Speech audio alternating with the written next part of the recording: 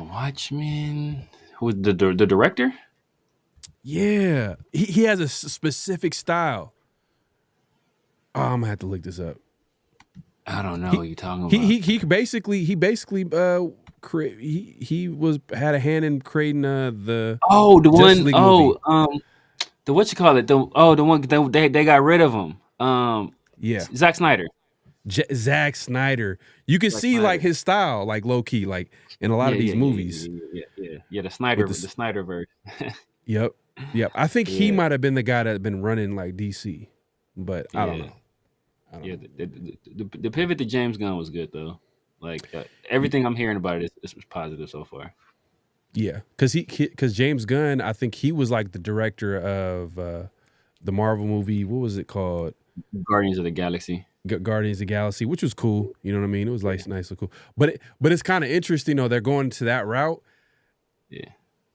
You could tell it's probably going to be like even when you watch the trailer for Superman, what was it like? It was like it was kind of like hella more colorful, like a little bit more comic book style and shit like that. Like, facts. Yeah, it's gonna be interesting, man. But hey, man, make sure to clock in, like, comment, subscribe, and hit that notification bell. Here we go. Great Pharaoh. The gift of Troy is a fabulous fabric from the land of the 5 rivers.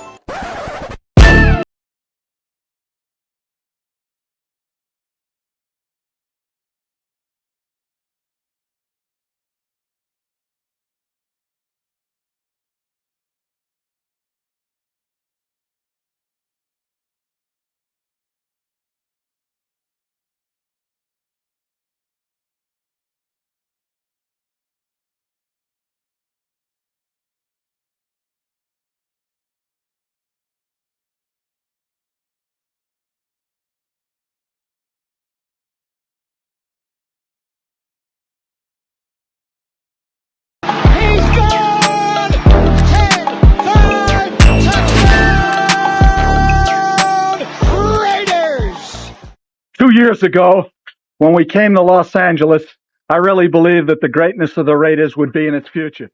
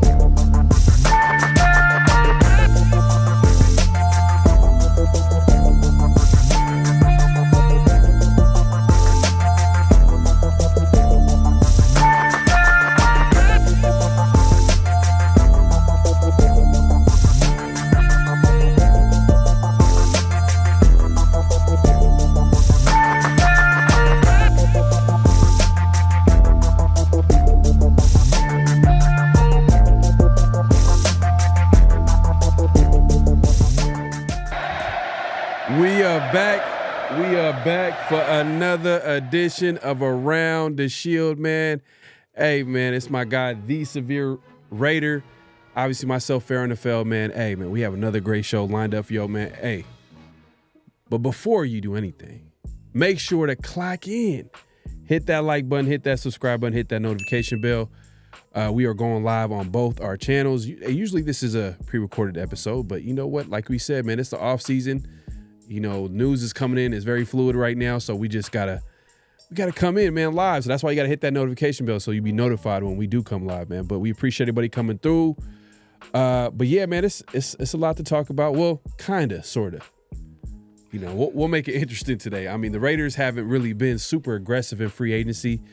I think a lot of people kind of thought that they were going to be signing people left and right just because of the amount of cap space they had. But, you know, the writing was on the wall right before even free agency started, when they signed Max Crosby. Obviously, they traded for Geno Smith, who, as of right now, we haven't seen any contract details with Geno Smith. So we haven't seen. Do you think they're going to sign him to an extension, or are they going to let him play out his last year of his deal? Oh, they'd be stupid if they didn't sign him to an extension. They have to sign him for an extension. You don't give a third round pick for a guy and not sign him to an extension. I think just right now, you know, Geno wants some pretty nice money, so it's probably, you know, kind of deciding. It's a more likely not a compensation thing. I'm sure it's more of a how the contract is structured. How, you know, what's guaranteed, what's fully guaranteed, what's guaranteed against injury. Like, I'm sure it's like more language type stuff than compensation at this point, because the compensation is pretty rock solid, probably somewhere between 40 and 45. So at this point, I'm sure it's how the contract is structured. Yeah, it's gonna be interesting, man. We know Darnold got $33 million a year. I think that's how it came out to as far as his average. So, and obviously the Seahawks went ahead and they signed him. I seen a tweet the other day or recently where they kind of pretty much traded Geno for Darnold and recently signed Cooper Kupp, who the Raiders apparently were in on. There was I guess people were saying that, you know, the Raiders visited him and they had they briefly talked to Cooper Kupp. I'm sure, like, whatever the case may be, maybe it might have been a money thing. I think they end up signing him a 3-year, $45 million deal. I think that's what Ian Rappaport was able to report that the contract was. It is what it is. Would you have signed him to that deal at this point of his career? $15 million a year. I mean, I guess that's not a terrible contract for a starting receiver in today's NFL. But yeah, I mean, especially considering the kind of cap space that we have, I don't think that's a bad deal. I don't think that's a bad deal at all. I mean, you know, he's productive wide receiver, and his game is the type of game it'll age well. You know, his biggest issue is just staying on the field. You know, like he just can't stay healthy. So right, if he can stay healthy, I think he'll go right back to being, you know, top 15-ish receiver. I mean, yeah, we'll see. We'll see. I mean, obviously the Rams are kind of they didn't want to pay him. You know, they didn't want to pay him 20. Was crazy. He was due to make $20 million this year, and they pretty much traded him for Devontae, and they paid Devontae more. Yeah, which Devontae's a better player though.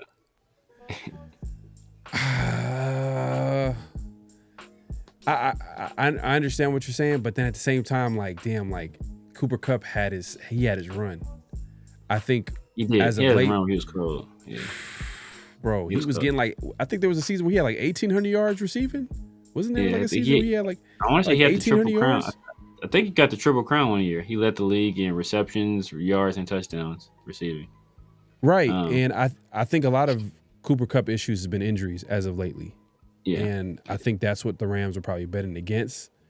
But I mean, we'll see. Pretty much, they traded Cooper Kupp for DK. I mean, they traded DK Metcalf, because DK Metcalf ended up getting traded to the Pittsburgh Steelers for like $150 million contract, and they signed a Cooper Kupp. So we'll see how it works out for the Seahawks. I think the Raiders. I think the Raiders getting Geno. I think it's a situation where both teams could possibly win the deal. I mean, we get what we want. We just need a solid veteran to hold down the fort. Maybe a bridge QB. And maybe Geno's the franchise guy. Who knows? Like, I know he could be. It's possible. You know, it could be because he was pretty solid with the Seahawks. He just, you know, a lot of people can argue that he didn't really have the best offensive line. He had weapons though. He had DK Metcalf. Yeah, and weapons. Lockett was solid for a few years. I think at this point Lockett is past his prime, and he's available too. So we'll see if the Raiders are even in on Lockett. But I'm not sure if that one. Yeah, JSN too. Oh yeah. Yep. That's true. That's true, man. But appreciate everybody pulling up, man. Make sure to clock in, hit that like button, hit that subscribe button, hit that notification bell. Oh man, that's wild, man. Be safe, bro. Yeah, that is crazy. Where are you? Where are you at, Jalen? Somewhere in the Midwest? Usually that's where all the tornadoes usually happen, right? No, That's wild, man. Be safe, brother. Cam in the building, man. Appreciate you pulling up. Shield 60. My God. Steve, man. Salute Nation. Salute Severe. Pharaoh, man. What's going on, man? Cam, you're saying 5-year, $200 million? Ooh, what the? Oh, that's a little too much. 5-year, 200. That is the 5 years. But it depends on how the contract is structured though. Depends on how much is guaranteed. So really, it's a 3-year deal. It'd probably be 5 years. Probably 5 years. 200, 120 guaranteed. So really, it'd be like a 3-year deal. 3 years for 40, which is, if that's what the rumors are, that's what I'm assuming. 5 years, $200 million. That's pretty steep. But like they'll take it to year 40. It's really about the guarantees, right? It's really about the guarantee. Yeah. That's what it is with NFL contracts. Like it's not like baseball. It's not like basketball where all those contracts are pretty much guaranteed. Yeah. It's like literally, if you see 5 years, just subtract 2. It's really 3 years or 3. Exactly. Yeah. Let's look at the guarantees. That's what's like the Kirk Cousins contract, and that's why everybody was like so shocked about that. But it's like you said, it's guaranteed money. OJ in the building, man. He says, "Salute, fellas." He says, "You don't win Super Bowls by winning free agency." Facts. 100%. 100%. And I think I said it the other day on 50/50 show every Tuesdays, man. We make sure to check that out with me and Severe. Literally not Tom Telesco, but I keep saying Tom Telesco, but I mean I guess he's handling like Tom Telesco. He's not being super aggressive. Spytech literally told on himself during the combine where he was like, man, I really don't like spending in my personal life. I don't like spending professionally. I just don't want to do that. But if he were to spend in free agency, it would be targeted signings. Thanks. But which I have no problem with. You just got to be able to kill it in a draft. If that's your strategy, then you better kill it in the draft, man. Yeah. Or the guys you do sign, they better be impactful. But that's rule number 1 though. What they say, you gotta under promise and over deliver. So like he did the first part right. He under promised like a mug. He let people know like, yo, I'm not the kind of person that's gonna spend money. But for some reason, like Raider fans heard that and it was like, yeah, man, why this dude ain't spending no money? Like he told you, like I'm not right. That's not who I am. Right. Nah, facts. PNW Mark Raiders high all clock in, man. Yeah, hey, Mark just reminding y'all, man. Just make sure to clock in. Facts. Make sure to clock in, subscribe, man. We're going live on both our channels. So if you haven't already, make sure to subscribe to both. Like the videos. Yeah, the Midwest, man. Hey, man, be safe, man. That is wild, man. I couldn't even imagine like just tornado watch. That's crazy. Wow, bro. Coach says, yeah, that's where people lose their house when it gets. Yeah, not facts, bro. I couldn't do it. Hey. That is wild, man. Hey, Space Beast in the building. Yes, sir. Man. My God, man. Appreciate you coming through. But Jalen says, why aren't we signing no one else? I get not overpaying, but I mean, we did have a signing recently, Mostert. I think that's a veteran running back who does have an injury-riddled career. I mean, like, if we're being honest, like he's kind of been hurt. But when he's healthy, he's pretty productive. I think there was a year where he had like 18 touchdowns, kind of random with the Dolphins. 2 years ago. 2 years ago, he led the league in rushing touchdowns. It's wild just to think about, because it's not like he's like that physical running back. He's actually pretty fast. He's a speed guy. He's a speed guy. It's crazy. Like the way he got to 18 is crazy. Yeah. But that's a veteran guy to add to the room. I don't think it changes the ultimate plan though. No. In my opinion. Oh hell. Oh, we're just gonna draft one running back. No, I still want the Raiders to get two. Two Running backs. Yeah. Still two. Facts. Raider Way in the building says these are prove it deals, and I like that.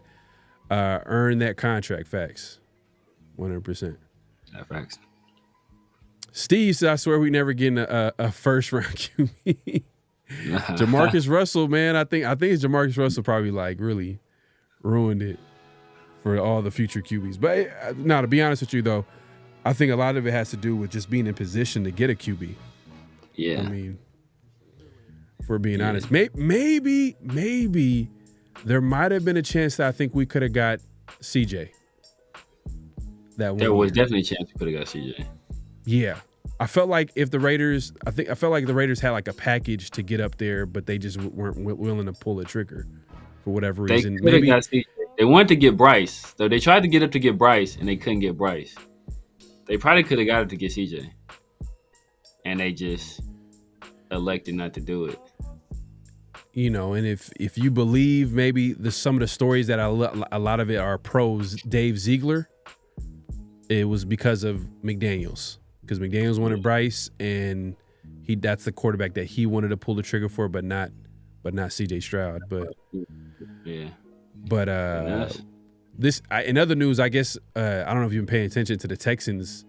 Like they kind of been like trading away their left tackles, offensive line. It's just weird, like what they're doing over there with CJ Stroud. I don't know what's going on, man.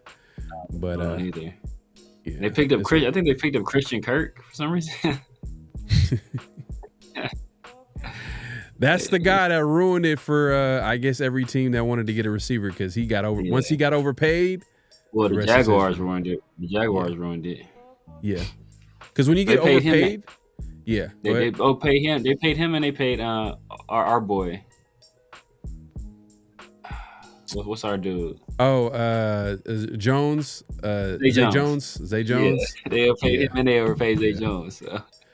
But that's really what broke it open though, because like when they got paid, and they're obviously like not the top receivers in the NFL. Like if you compared all the best receivers, they're not going to be up there in the list.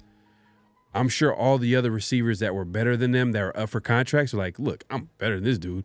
You can't offer me this number. You're going to have to offer me because exactly. If you I don't know if you've seen the news, rightfully so, Jamar Chase got paid. Yeah. He got his contract. He got like 40 plus million a year, which is crazy, but that's QB money. He getting QB money. But that's the day and age for receiver. I mean, we're in a passing league where wide receiver position is a premium position now, and as well as quarterback. Quarterback's always been that position, but now wide receivers are getting paid. They're getting paid. Next time somebody asks you if you should take a running back or a wide receiver at 6, just look at how much Jamar Chase getting paid, like how much is Saquon getting paid, and that should tell you your answer. Man, that's a good point. That's a good point because think about it. Like you're gonna get a guy that's talented on a cheap deal, so it's probably worth it to get that wide receiver at that spot if that's a position that you need to get. So, and then the Raiders are technically they're kind of set up for that. Like T-Mac might be the guy, man. T-Mac. This is my problem with T-Mac though. Like I just feel like we need speed. That's what we're missing. Yeah. I mean, I know we got Trey Tucker, but Trey Tucker is just a small human being, man. Like, I don't know, man. I don't know if I want him on the outside, but maybe he's better on the outside than he is the inside, but he's just not a huge, like a big receiver. I don't think you would want him to start on the outside. No, you wouldn't. And then he's just not good enough at the catch point. His hands aren't great. He's not a good route runner at any level of the field. He's just is outside of him being fast and fast and tough. Outside of being fast and tough, there's like nothing he's really good at. Like It's like, Yeah. Yeah. Oh man. Rajan, Rajan, bro.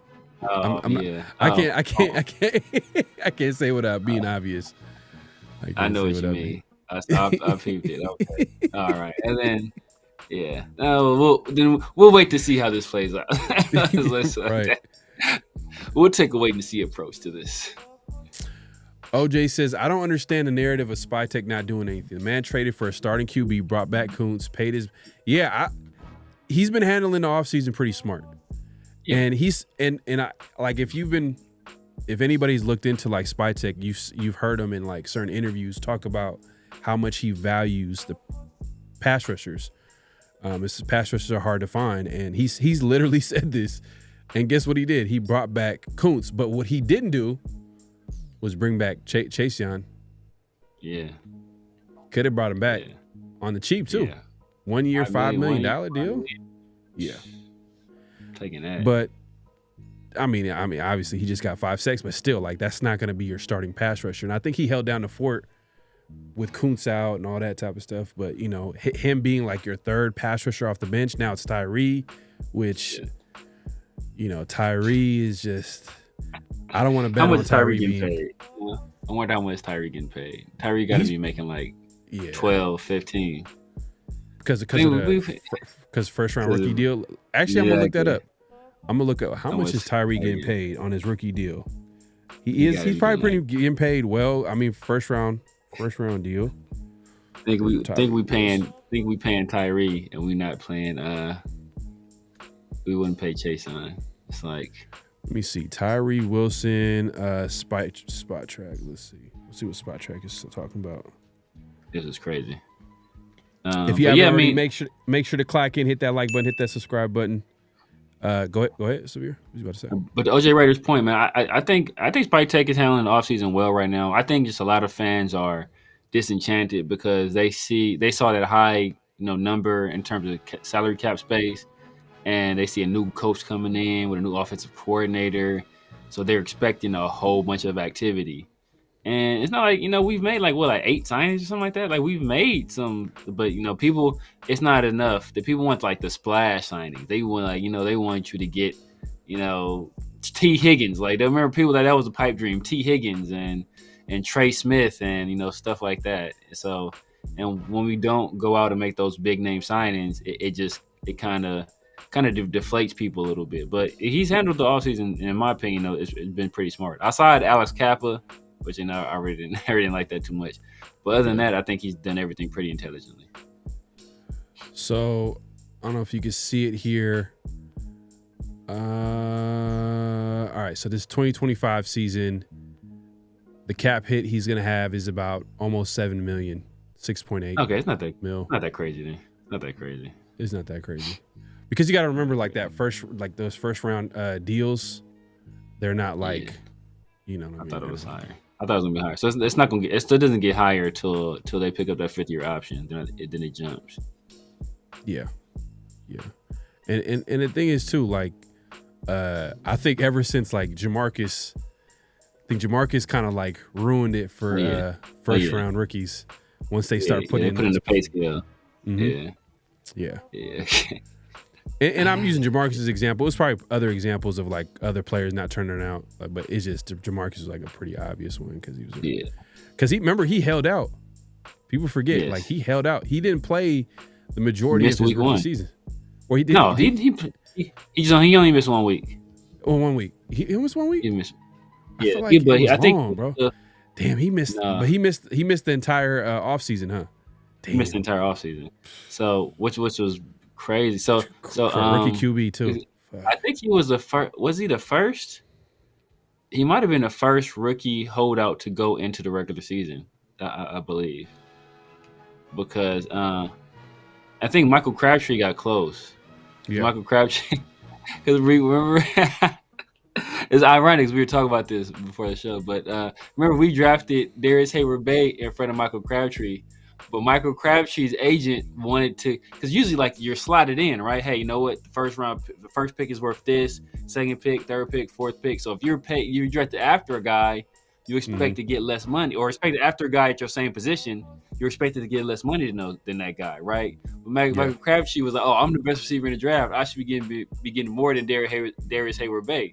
Like, but bro, you didn't get drafted before him, so how are you gonna get more money than him? So he had a little bit of a holdout with the 49ers. I don't think it went into the season though, but it's crazy. I remember the day. I remember that day. I remember when I literally, man, I was working. I remember I was looking at my phone. I was trying to see, okay, the Raiders, they not gonna mess this up. They need a receiver. Crabtree's the best receiver available, the best receiver coming into the draft. I think he was number one on everybody's board. And they when they drafted Hayward-Bay, man, my heart just sank. I was like, damn, man. But there's a lot of young Raider fans, man. They don't remember that. They don't remember. There's Raider fans who don't know. See, damn, it's crazy to think like there's Raider fans who don't remember that, but also haven't experienced really winning at all. But the only experience that we've had of like, I would say sustained success is probably, I mean, for me, I can speak for myself, is like that early part of the 2000s, late 90s, 2000s. Late 90s. Yeah. Gruden 1.0, I should say. Yeah. And then, obviously Bill Callahan, he kind of had that Super Bowl run, but he didn't last too long. Yeah, it's crazy. Like you think about it, like LeBron been in the league like what 22 years, and the Raiders haven't been good his entire time. He's been in the NBA. Damn, the entire time LeBron James been in the NBA, the Raiders have not been good. Like it's crazy. Man. That's crazy. Man. I'm telling you, bro. I like I said the other day, man. If the Raiders turn it around under Tom Brady. Yeah, bro. He'll go. Get this man a statue, bro. Get this man a statue. Get him a statue, bro. He won the Super Bowl, bro. And it's funny. No one's gonna argue with him. No one. You can't argue because like give Geno Smith whoever it was, bro. Give Geno Smith the trophy. It's a great situation for Geno to be in because he has an opportunity to literally like. He started to like kind of like change his whole image of him being that because people early on when he was with the Jets like people kind of say he was a bust that this that, and the third, but he was able to persevere, bounce around a little bit, and he went to Seattle and then kind of almost pretty much changed his whole career. I mean now he's like really he's a solid QB, top 15 QB that you can really argue top 15, top 12. You ask some film guys, they'll be like, oh, he's top 10, yada yada yada. Yeah. But if he comes to the Raiders and they start winning and he wins a playoff game, yeah, it's like, bro, the Raiders, it's babies that were like born and they're now like full adults that can buy drinks and the Raiders haven't been good their entire lives. Like their entire lives, the Raiders have not been good. Yeah. Like they were not born yet. And now they're old enough to buy alcohol, and the Raiders have not been good their entire lives. Yeah, which basically means Raiders haven't been good for a long time, man. Long time. It doesn't matter what generation he was a part of.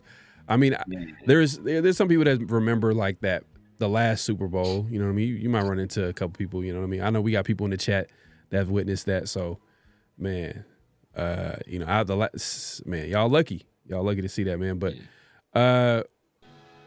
Right away, I know you trolling here. You said we have Dylan Lobby. We're good at running back. He's laughing, man. It's Lobby is. I agree, man.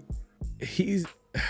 I want to believe in him, but man, the fact that he couldn't get any playing time last year, and we probably had the worst. You can argue the worst running back room in the NFL. We brought that dude off the street and he got more run than Lobby. What was that dude? Isaiah Collier? We had Isaiah Collier, signed him off the street, and he played before Lobby did, bro. It's like, hey, I don't know, bro. I don't know. Like, remember all we heard all offseason was Dylan Lobby and Tommy Eichenberg. And both them dudes was trash. Both of them didn't get any run at all. It was crazy. Shout out to 808. My guy, man, he says hopefully he stays Raheem Mostert and not Raheem Mostert. Facts, 100%. Yeah, facts. Yeah, he's been hurt. Like, he was hurt with San Francisco, hurt with the Dolphins. I don't think, and the Raiders didn't really pay him. Like, they gave him like a, pretty cheap contract. And he might not, hey, I don't even, like, there's a possibility he might not make it out of training camp. That's how. If we do, did they do what we want us to do and draft two running backs? Remember we had that receiver. I think was it John Brown. I think everyone was like, "Oh, John Brown's gonna be our deep threat." Didn't even make it out of training camp. Yeah. Oh boy, too. Oh boy. What's the other dude? Dude we signed from the Chiefs. DeMarcus Robinson. Oh yeah. But that was a tough cut because he ends up going to other Rams, teams and being well. productive. Played well at the Rams. I think he went to the Ravens. I think at that time he went to the Ravens, and he was able to. Yeah, maybe you're right. Yeah, I think he was able to like be productive with them and at least like be part of the receiving core. And then I don't know, who did he make it over? I'm trying to think. Oh, who made it over him? I don't remember. Yeah, I'm Trey trying to Tucker. think Trey Tucker. Nah, Yeah. I don't remember. I don't remember who it was. Yeah, I'm trying to think who he made it over, but it was actually close. Like I was like, that was one of those like, he wasn't a bad player. I think our situation at receiver at the time was a good problem to have, but some people disagreed with the move at the time. But he was productive. It is what it is. Yeah. We always get these like middle-ish, like mid-tier wide receivers that don't make the team. Like what's old boy that was with the Ravens that we signed? You said with the Ravens? He was with the Ravens, and I want to say he was with the Ravens, and we signed him, or maybe he was with the Saints, and we signed him. I think he came up from Ravens. Short, light-skinned dude. Dang, I forget his name. Wide receiver. Someone in the chat. Short, light-skinned dude. Short, light-skinned dude. Hey, what is this dude's name? He has a weird name. Dang. Trying to think, man. But in the meantime, man, OJ Raider says breaking news after the Chase signed in. Travis Hunter announced he's a full-time receiver. Yeah, I bet. Oh man. Nah, it's true though, man. Like, if his agent's for sure gonna be in his ear and be like, "Hey, man, like I know you want to be that guy that plays both positions, but wide receivers where the money's at." MBZ got it. Is Willie Snead. Oh, Willie Snead. Yeah, he was like that slot guy for Drew Brees all them years. Yeah. He didn't make it, right? You trying to say he didn't make it on the team? No, he didn't make it either. I don't believe so. He didn't make it to him. Yeah. Nah, not UC Davis. I hate that dude. What's his name? He was a bum. I told people he was a bum. Everybody thought he was gonna be good too. That's like he does trash. He's like this dude in preseason. He looks trash in preseason. He's just getting hella targets. Dude that went to UC Davis. Everybody thought it was gonna be good. Like he's from the Bay. I hate it. You had to throw in the Bay Area, huh? You just had to. I think that's why everybody liked him though, because he was from the Bay. Because he was a local. Yeah, he was a local product. Yeah. I was like, bro, this dude's so trash. Just watching him, I was like, dude, he's slow as hell. He's just getting hella targets. What's his name? Keelan Doss. Keelan Doss was trash. This dude is trash. Yeah, he never got out. Has he ever gotten into the game? I don't think. I think he might have gotten some snaps during the regular season. Because due to injuries, I think he got. I think he was able to get it. Maybe. I know he signed. I know he left us. He left us. He signed that fat deal, or not a fat deal. But he signed a nice deal to join the Jaguars practice squad. I know we brought him back not too long ago, but yeah, I always thought that dude was just hella trash. I don't know why. Hey, coach, we'll see. I mean, he's under contract. It's like he's not going nowhere. So it's not like. But I think the Raiders would be smart if they would add to that room, add some competition. Shield says every time you mention Tyree, severe laughs. Who wouldn't laugh at? Well, hey, let's actually look at what's available right now. Yeah. People are talking about free agency. Some people are like, why are the Raiders not being aggressive? There's some people, it's. I think the Raiders are just trying to be smart. They want value sign-ins at this point. And they still got some cap space, but it's going to be tricky because it's kind of hard because we haven't heard the details of the Geno Smith contract. It sounds like they're probably going to give him an extension, so maybe they're working on that possibly. But let's take a look here. So Stephon Diggs is available. I'm not sure if I'm gonna be good. I'm gonna be big on that. Just cause I don't know, man. I don't know if he would be a locker room fit. I don't want to know if he would fit this team, but who knows, man? Maybe the Raiders go into the situation where like they don't have a number one receiver. Our number one target is Brock Bowers, and then Stephon and Jacoby can be hold it down on the outside. But like I said, I want a guy that has a little bit more speed. I mean, do you feel like Stephon would be a good fit in a Chip Kelly offense, Severe? I think he'll fit. Yeah, I think he. I mean,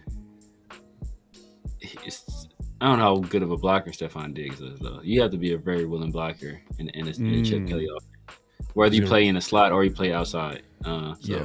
Kobe for sure is that. Trey Tucker is he's for his size. Trey Tucker's a damn good blocker as well. So Kyle Phillips, who we just brought in, he may not make the squad, but he's a very willing blocker as well. So you have to be willing to block, right? You have to give effort as a blocker, and I don't remember that being part of Stephon Diggs' game. To be honest with you, I can't say whether he is or he isn't. I know he's a hell of a route runner. Him and Devontae, those are like 1 and 1A in terms of best releases in the league. At one point, but not a burner, but he can get separation. I mean, you remember what he did against the Saints. So he's a guy that he could beat you down the field. Beat you off. He's like Devontae. If he beats you off the line, get you looking one way, he can get loose on you. So, but like you said, it's just the locker room dynamic, and then plus he's been banged up recently. Yeah. Like, can you imagine a practice with him and Jack Jones? That could go left quick. He had season-ending ACL tear. At this point, he's 31 years old. Do you think he could bounce back? Will he come back the same player? He's not the biggest receiver, so he's going to depend on that explosiveness or what he has left at this point in his career. But we'll see. I mean, they're probably going to check on it. Maybe they do, but he is coming off an injury, so I don't know if the Raiders are. I know that we've heard that there are rumors Raiders being connected to Cooper Kupp. But they talked to him. Obviously, Cooper Kupp ended up going to Seattle. So they're looking at like the veteran receiver market. They're looking at their receiver position. Darius Smith, I don't know. I don't know if that would be a great fit. I would want to add someone edge to this team, add some depth, but he probably is going to want a little bit more money. Yeah. I think the Raiders probably going to be looking for like maybe more of a third pass rusher. Aaron Rodgers pass. Becton, I think you were telling me earlier, you were saying that he signed with the Chargers? Yeah, 2-year deal with the Chargers. Okay. This is a guy that I'm kind of like, you know what? Hey, man, Raiders haven't really outside of Cap a week ago, a little over a week ago, from the Bengals, former Bengal who recently signed with the Raiders guard, Tevin Jenkins.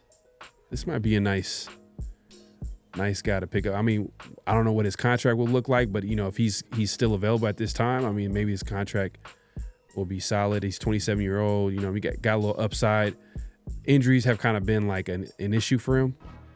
Yeah. But I kind of like Tevin Jenkins, man. Can add to that room. Yeah, I mean, Tevin Jenkins was a dude when he was coming out the draft out of OK State. He's one of the dudes I like. Actually, like I liked him better than he can't. I think he was the same year as Leatherwood. I liked him way better than Leatherwood. And obviously he's moved from tackle to guard since entering the league, and he's turned himself into a pretty good guard. Just the injury issues is what you kind of worry about with him. But if he can stay healthy, I think he could be a very very solid player for us. Yeah. We'll see what the Raiders do. We haven't heard of them connected to any offensive line, but we know they're looking at wide receiver. Keenan Allen is still available. But if we sign Keenan Allen, I think we can all agree that the Raiders will have the slowest receiver core in the NFL if we sign Keenan Allen at this. Come on, man. Like for me, bro, I feel like it would be perfect if we had like speed. And a receiver that got a little bit more speed.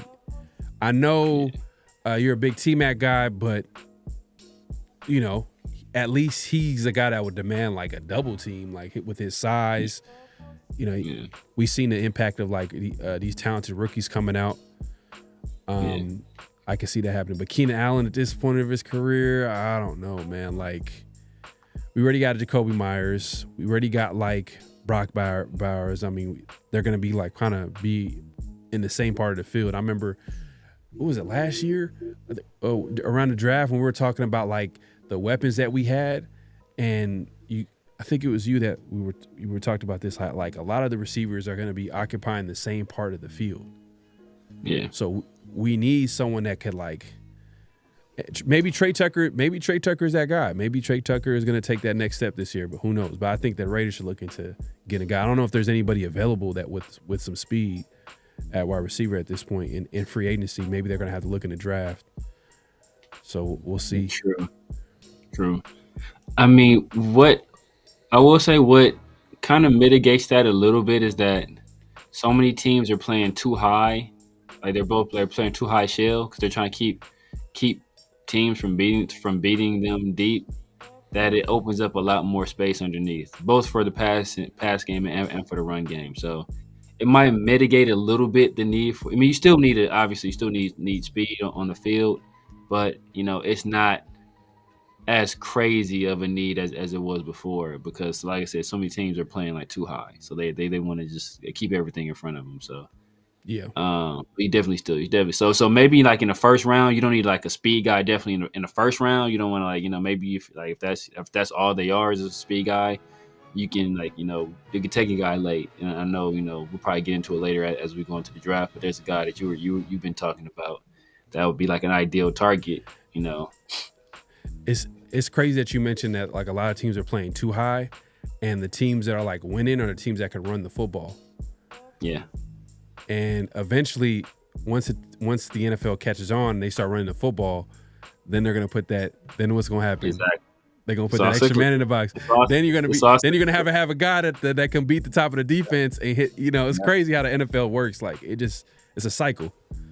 Exactly, it's all cyclical. Like remember, like teams were drafting like these super big receivers, so teams were having to draft big corners to compete with these big receivers, and then so who started killing the Wes Welkers and Amendolas and Antonio Browns? Those dudes were dominating. So then, now we got to get these shiftier corners in there, and now hey, you know what? Now like the big receivers are starting to make a comeback. So it's all cycles. It's a blast from the past, man. Amari Cooper is also available.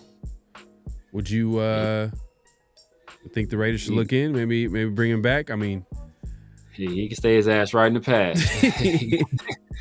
I said this the other day, man. I said I just didn't like how he left the Raiders in that. Not the way he left. Obviously, the Raiders traded him. But I just noticed how happy he was when he left the Raiders. I was like, man, I didn't like that, man. You didn't like being a Raider? You didn't like wearing the cereal black? I mean, obviously, the Raiders are winning a lot. I mean, they did have a couple of winning seasons. I mean, or at least were semi, winning games with him and Derek Carr. But it just, he just seemed a little too happy with Dallas. Like, I'm like, damn, like, it was that bad? Like, come on, man. Like, so I don't know if he'd be interested. I don't think he would be interested. Maybe if they offer him a contract, I don't know. I just remember when he was drafted, it was so awkward because usually people go get all excited and be all happy. Yeah. He just did a weird turn and hugged his mom or whatever. It was real awkward. Like he was like he was mad to be drafted. I was like, oh, yeah. But he's always kind of been like that, just non-emotional dude. But then, so when he showed emotion with Dallas, I was like, oh hell nah.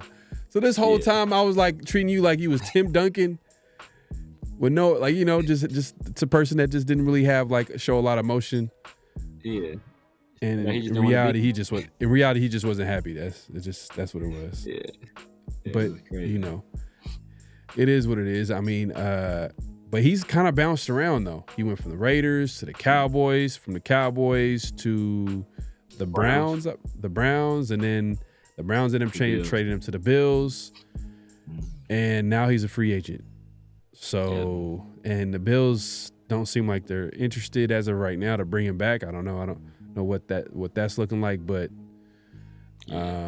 he's available. I mean, we'll see if the Raiders kind of tap in and see if he's interested in coming back to the Raiders. But I don't see it happening, but we'll see. Russell Wilson, that's we passing on that. Asante Samuel Jr. I thought this was interesting. You could see in this description here, it says that he's battling stinger symptoms, adding it's an issue he was born with. I was like, ooh, yeah, that's wild. So yeah. So I don't know what teams are gonna, but he's former second round pick. But I just can't get Devontae Adams just like cooking him every time he played him. Bruh, he was just every time. But barbecue chicken, man. Devontae Adams. I mean, Devontae Adams. Like he's an all-pro receiver, especially when at the beginning of his Raiders career. Like it was no one guarding him, but like he just used and abused Asante. So, but that being said, he's 25 years old. We need to add some depth to this cornerback room. We need a nickel. Does he fit that nickel role? I know he's not the biggest corner. Would you put him up, or is he more of an outside corner? Yeah, he's more of an outside corner, and he can't tackle. That's the problem with Asante Samuel Jr. Yeah. Can't tackle. So, and you want to play in a Chip Kelly defense, you got to be able to tackle, and he's not a tackler. Yeah, and then you see here shoulder injury, so injuries might be an issue too as well. So he's not the biggest guy. And then that stinger thing is like, and another thing, right?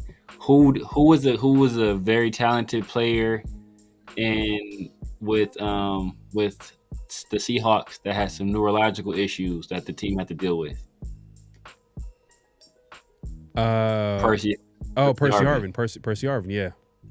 With those migraines. So it's like one of those situations where like, it's not anything physical. Like you can never really tell when it's going to crop up. So it's like, we're going to like, we depending on you at any given point, you get the stinger issue, you can be out a week or, 2 weeks, or what if it's the playoffs or a Super Bowl, like you can't, kind of stuff you got to worry about. So yeah, I think you got to pass on that.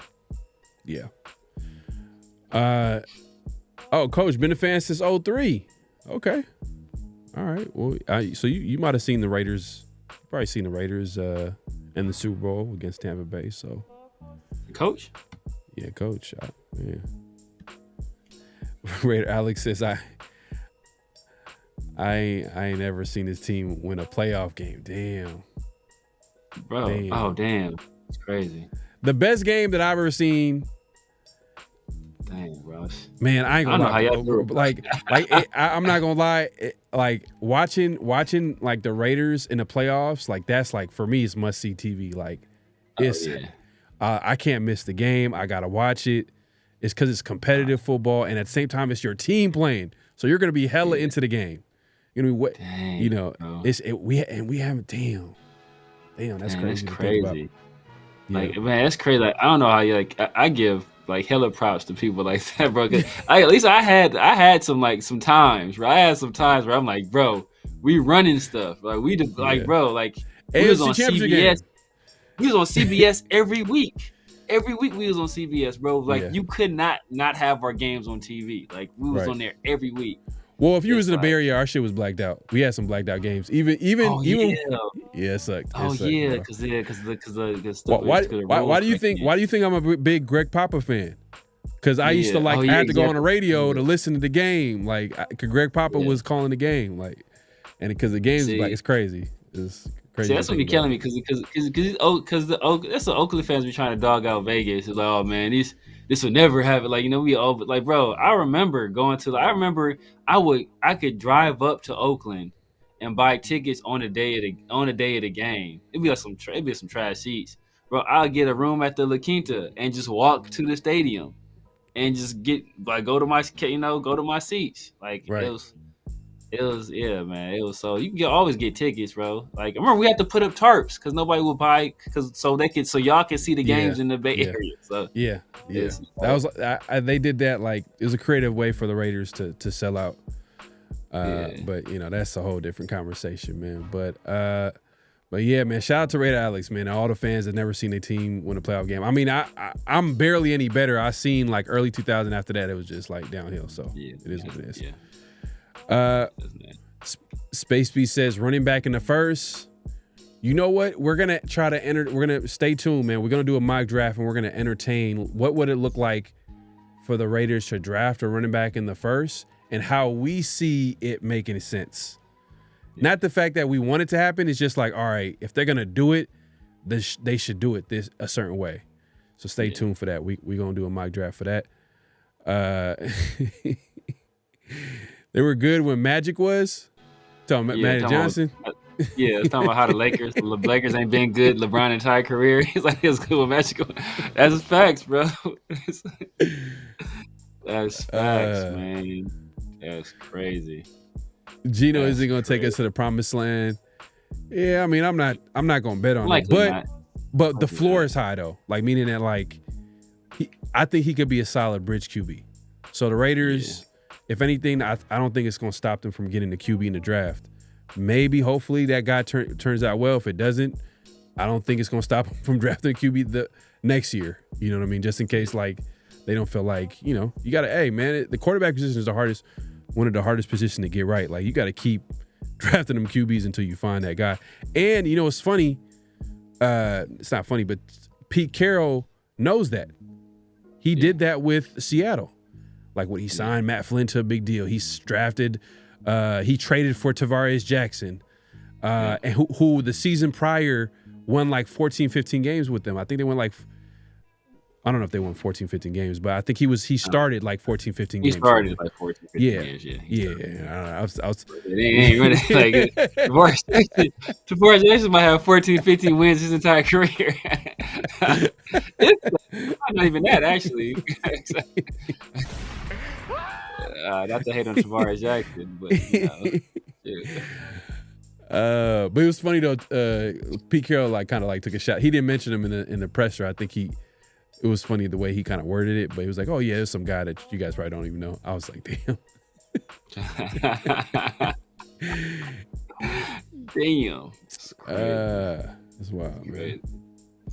It was something like that, man. Salute to the king of mods in the building, man. My guy, man. Salute, Pharaoh. Salute, man. Appreciate you coming through, man. The chat is going wild, man. We're trying to catch up. I'm a little behind, but yeah, man. Let's get back to it, man. So obviously, going back to the free agency, we all know that the Raiders are in on the wide receiver market. They checked in with Cooper Kupp. Obviously, they, for whatever reason, maybe Cooper Kupp wanted more than what they were willing to offer. That's kind of been the theme of free agency. Like the Raiders are kind of have a set price in their mind, and if a player wants more, they're like, all right, deuces. Like we're not gonna overpay you. Which, hey, I respect it. It is what it is. But I will say, because we talked about it, 50-50 show. I did say, because we were trying to give free agency a grade, early grade. And I know you said a B, and I gave it an A-. Just the discipline for the Raiders to stay away from overpaying for guys, and in paying for guys that are premium positions, like the bringing back the Malcolm Kuntz, trading for Geno Smith. Yeah. But then when I seen some of the deals, like they could have brought back one of the three players. I think that was a decision made by Pete Carroll. The Nate Hobbs one. You saw. Yeah, but even so, I think Pete Carroll wants his guys in the building at the end of the day. Yeah. That's just simply what that is, because that's a lot of starters. We're losing a lot of starters on defense. We couldn't pay one guy to bring back. They didn't bring back Kuntz, but I felt like the Nate Hobbs one. I was like, damn, Raiders could have did that deal. Yeah. Not the $48 million, but if you look at the details of that deal, it wasn't the guaranteed money. It was like a 2-year deal like basically 8 what million. 18 million, so somewhere around there, like 8 million a year. 16. I think it was like 8 million a year. 60. Yeah. Okay, yeah, so 8 million a year. So I'm like, oh, okay, it's not bad. I mean, if it doesn't work out, it doesn't work out. But like we know that Nate Hobbs is talented. It's just the injuries. But it is what it is. They moved on. But Tyler Lockett is a guy that is also available. Has some good chemistry with Geno. But is he past his prime at this point? I mean, he was a deep threat for years for Seattle. Yeah. I just mentioned earlier about how like the Raiders would be nice to have like a little bit more speed on the outside, But can he offer that at this point in his career? Like, is he? If he can, maybe. I mean, you're saying no. He's lost a step. He's not. He's not what he was. Is he a better player than Trey Tucker? Yes. Is he faster than Trey Tucker? No. So you kind of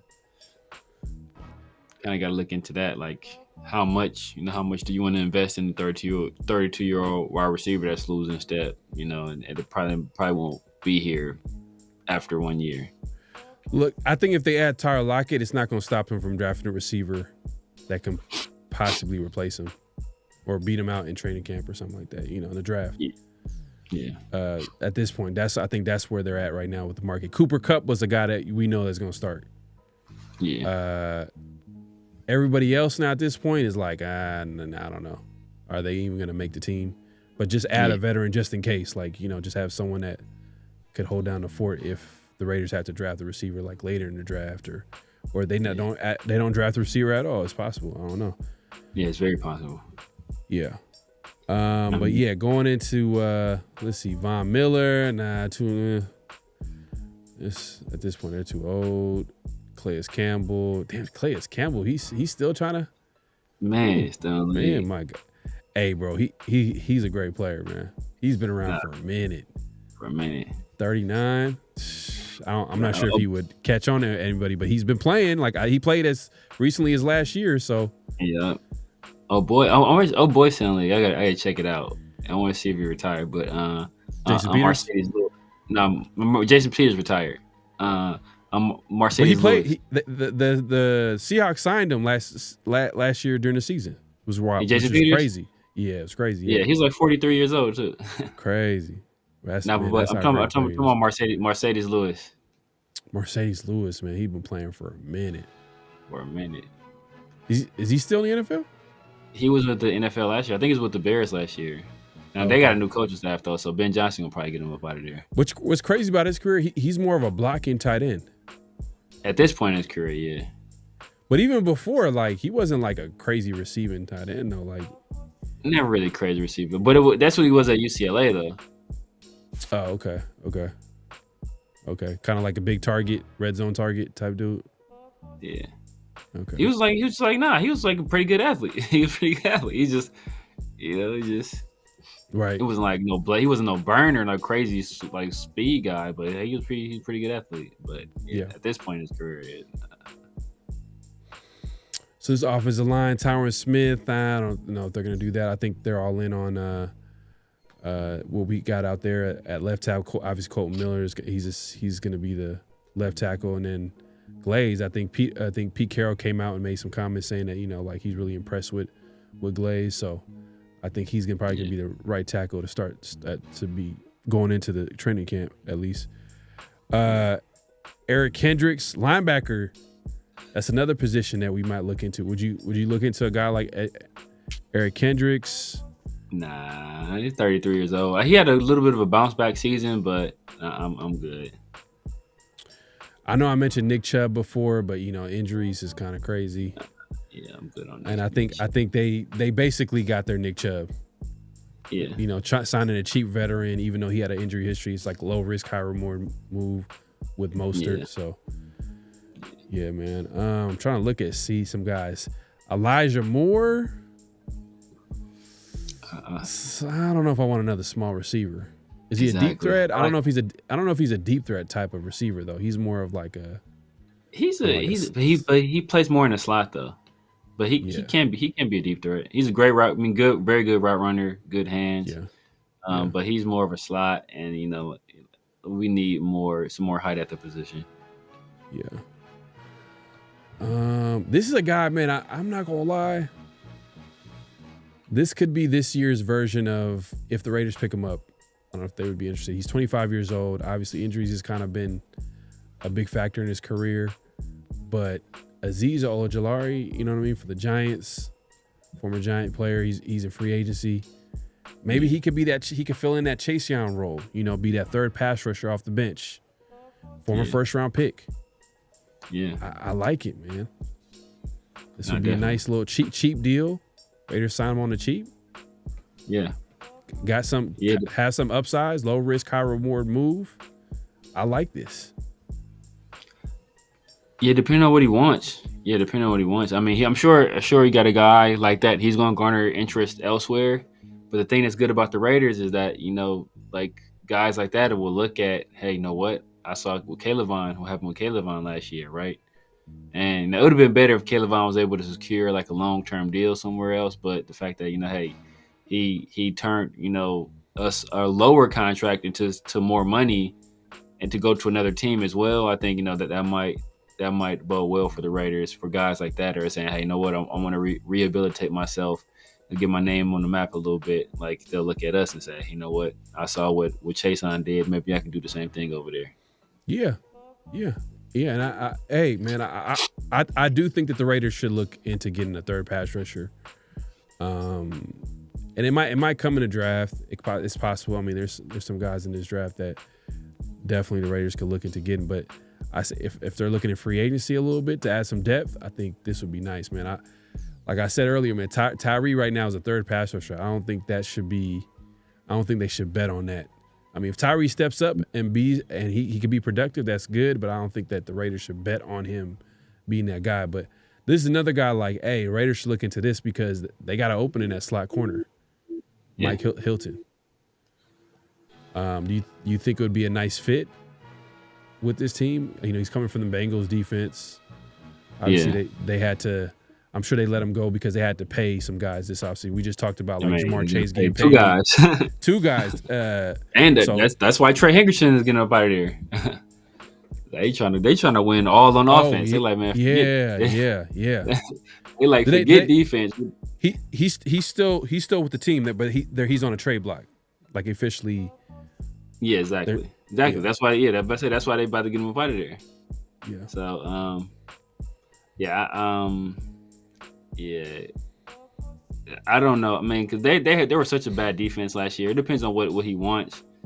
He's if he wants more, like if he's getting more than what Nate Hobbs would have got, like I don't see why it just don't make no sense to me. Yeah, but yeah, man. At this point, man, it's gonna be a lot of. I think Raiders are just gonna try to like get some value sign-ins and then, you know, get some depth at certain positions, but there's not going to really be any like big time signings.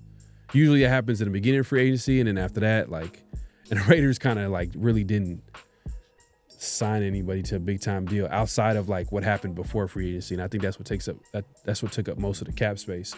But we'll see, man. We'll see how it shakes out. I think they're still looking to fill out the roster a little bit, get some depth, and then give them some flexibility before the draft. But I think right now it's like, I think the Raiders are gearing up for the draft, like at this point. Unless like there's anybody that you want them to look into to sign. Free agency? Mm-hmm.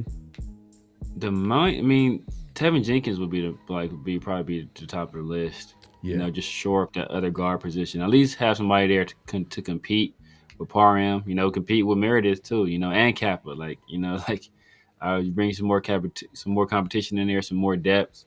And that way, if one of those guys, you know, either him or Jenkins, if either Jenkins or Kappa beats out Parham, you know, then you got Parham who can be kind of like your swing guard and your backup center as well. So, I think that bodes well for the line. That'd be like a nice little rotation you have there at guard. Yeah, man. We'll see how it shakes out. Make sure to clock in, hit that like button, hit that subscribe button, hit that notification bell. We appreciate everybody coming through. So make sure to clock in and hit that like button, man. But yeah, man, let's move it along, man. Let's move it along to Around the Nation. This is where we get into conversations that's happening around the nation, and obviously, people are kind of wondering who's going to be picked at number 6, and this is just a random tweet. There's nothing against this guy that tweeted this, but I had to post it, and I have to show this, man. It's kind of wild, but it's about T-Mac. And this person is like, you know what? Like, he's giving me Hayward Bay vibes. Darius Hayward Bay. If you guys remember, Hayward Bay was a receiver drafted like mid to early 2000s. I would say was that two? Yeah. Was it 2009? I think he got drafted in 2009. 2009. So early 2010s almost, right? Yeah. And we just talked about it. We talked about early in the show. We were like how shocked we were when he got drafted at number 7. I think this is a terrible comparison. Just because you're talking about a Darius Hayward Bay who wasn't productive really in college, was not the number 1 guy in college. He did have a great combine.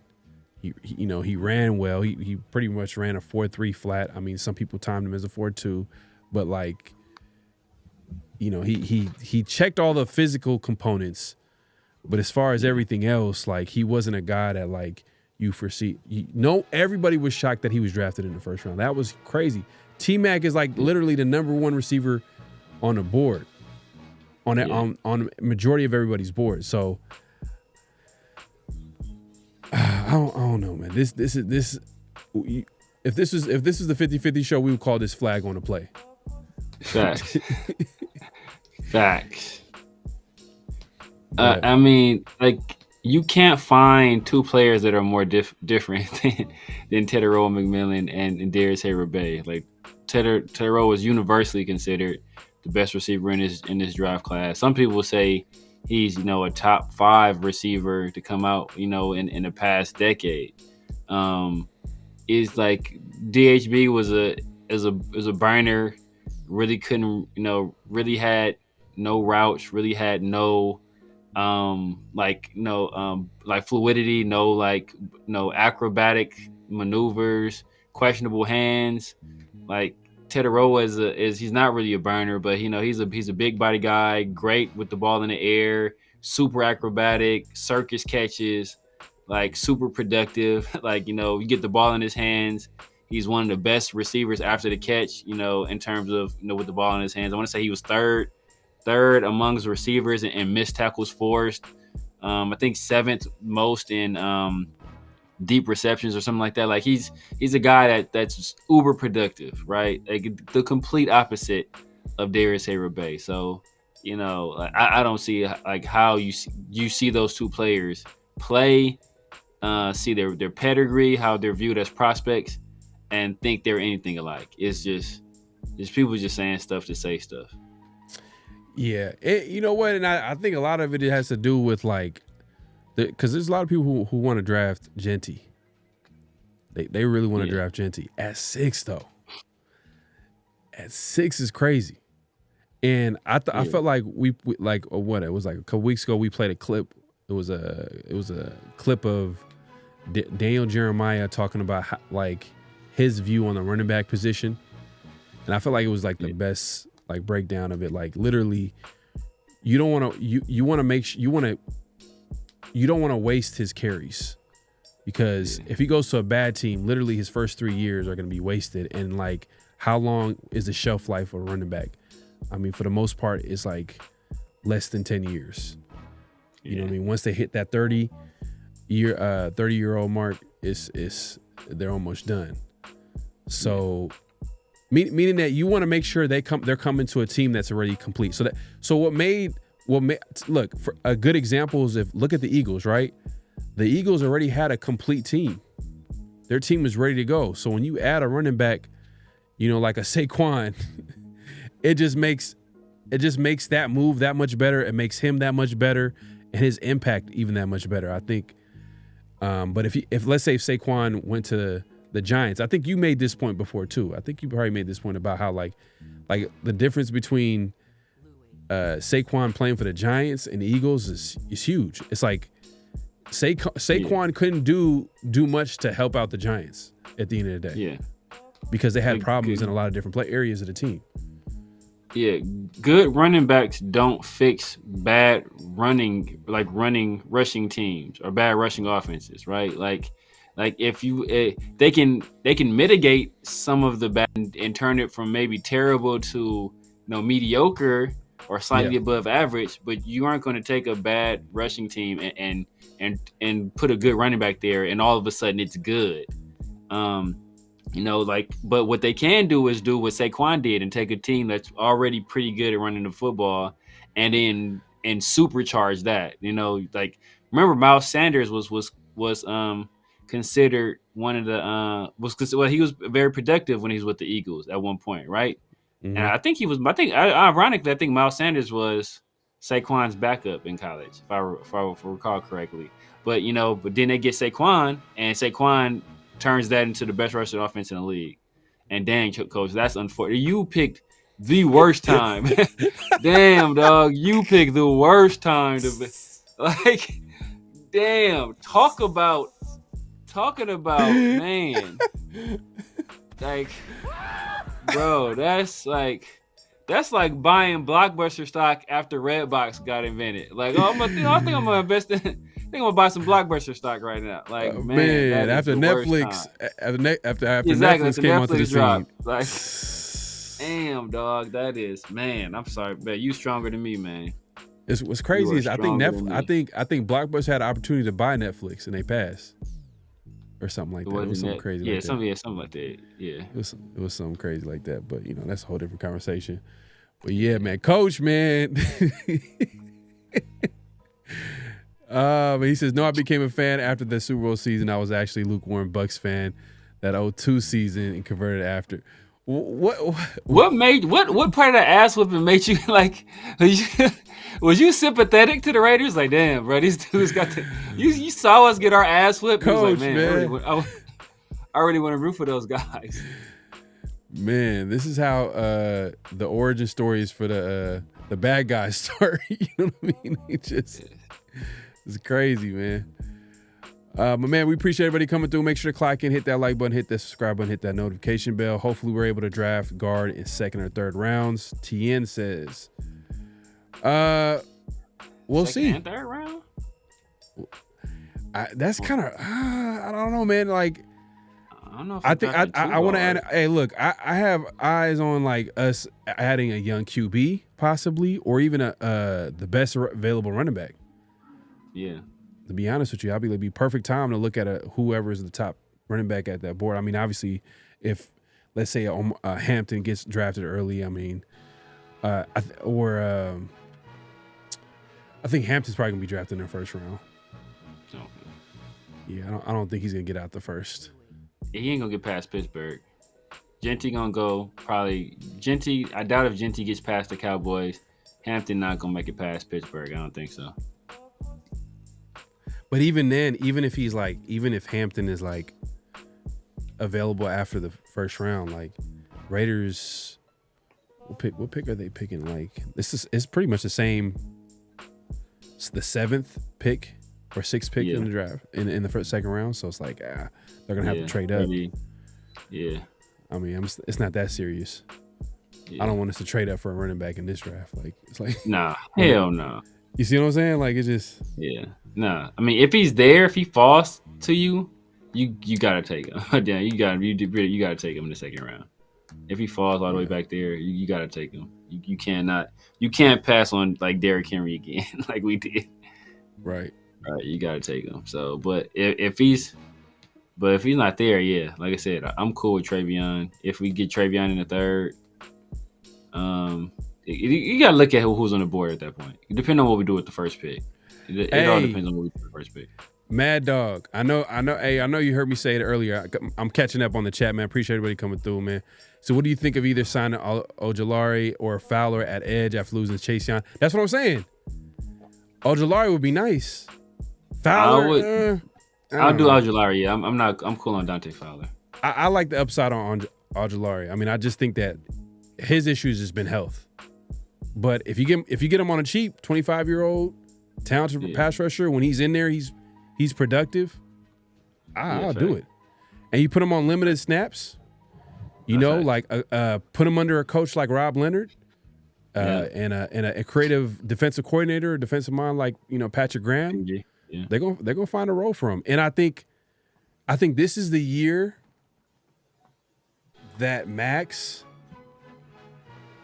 he's still gonna go all out. He's still gonna be, but I think this is where they're gonna try to find ways for him to just manage him. take a few snaps off, bro. You got to prolong your career, bro. Like if you playing all the snaps, like you're gonna be done by like, are you gonna make it to the end of your contract? Like, come on, man. Exactly. You want to I'm sure he's a smart enough dude. He's gonna want to play long term. He's gonna want to play, deep into the season. And if obviously if they make the playoffs, like he's gonna want to play in those big games. So I'm sure like. I think that's gonna change for Max, and if that's the case, that means that other guys need to come in and need to be. They don't have to be as good as Max, but just be productive. And I feel like Ojulari might give you a little bit of upside, so I like that for sure. I mean, is there anybody else like in free agency? I mean, that's a pass rusher. I mean, he mentioned Fowler, but I don't know. Like Fowler just at this point. That's a pass rusher. I think he might have signed already. Did Chase Young go somewhere? Judon. I don't know how you feel about Judon. Matthew Judon. He's old, right? So Matthew Judon is old. Did Chase Young go anywhere? Chase Young resigned with this. He resigned. Yeah.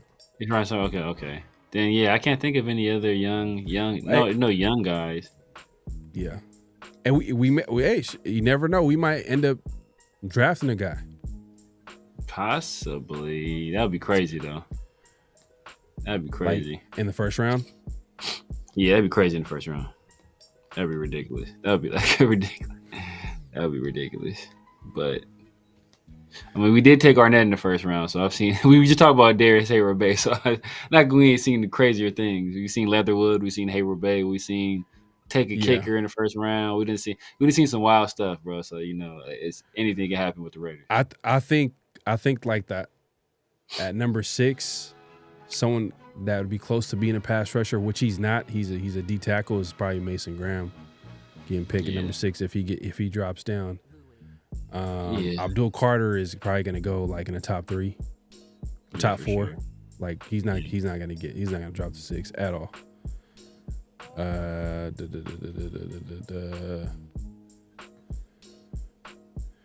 Everyone wants Barry Sanders.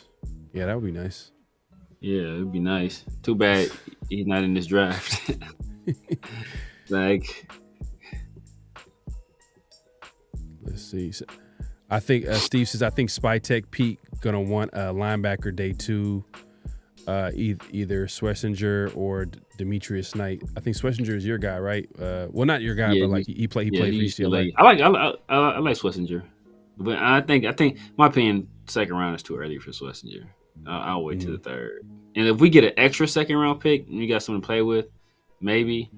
But even then, if you get an extra second round pick, I'm probably taking best player available with my first second round pick, and then best running back available with my second round pick if we pick up 2. Depend on what we do in the first round.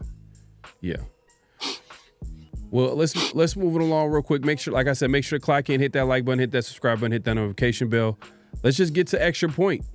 Let's not waste any time, man. Let's get into the mock draft. So the last few weeks we tried different combinations, trading up, traded down, to see what it would look like to trade up to number 1. We've seen how impossible it was going from number 6 to 1 because they're gonna want to arm a leg ahead. Like we literally tried to trade up entire draft and it denied us. So, and then there was a scenario where there was a quarterback at number 4 that we liked and we tried to trade up and then we made that happen.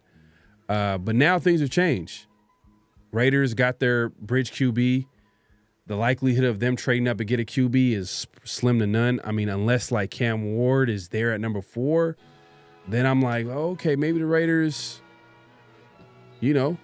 they go ahead and get their guy. I mean, Cam Ward is someone that we heard that might have been linked to the Raiders early on, but I don't see that happening. I think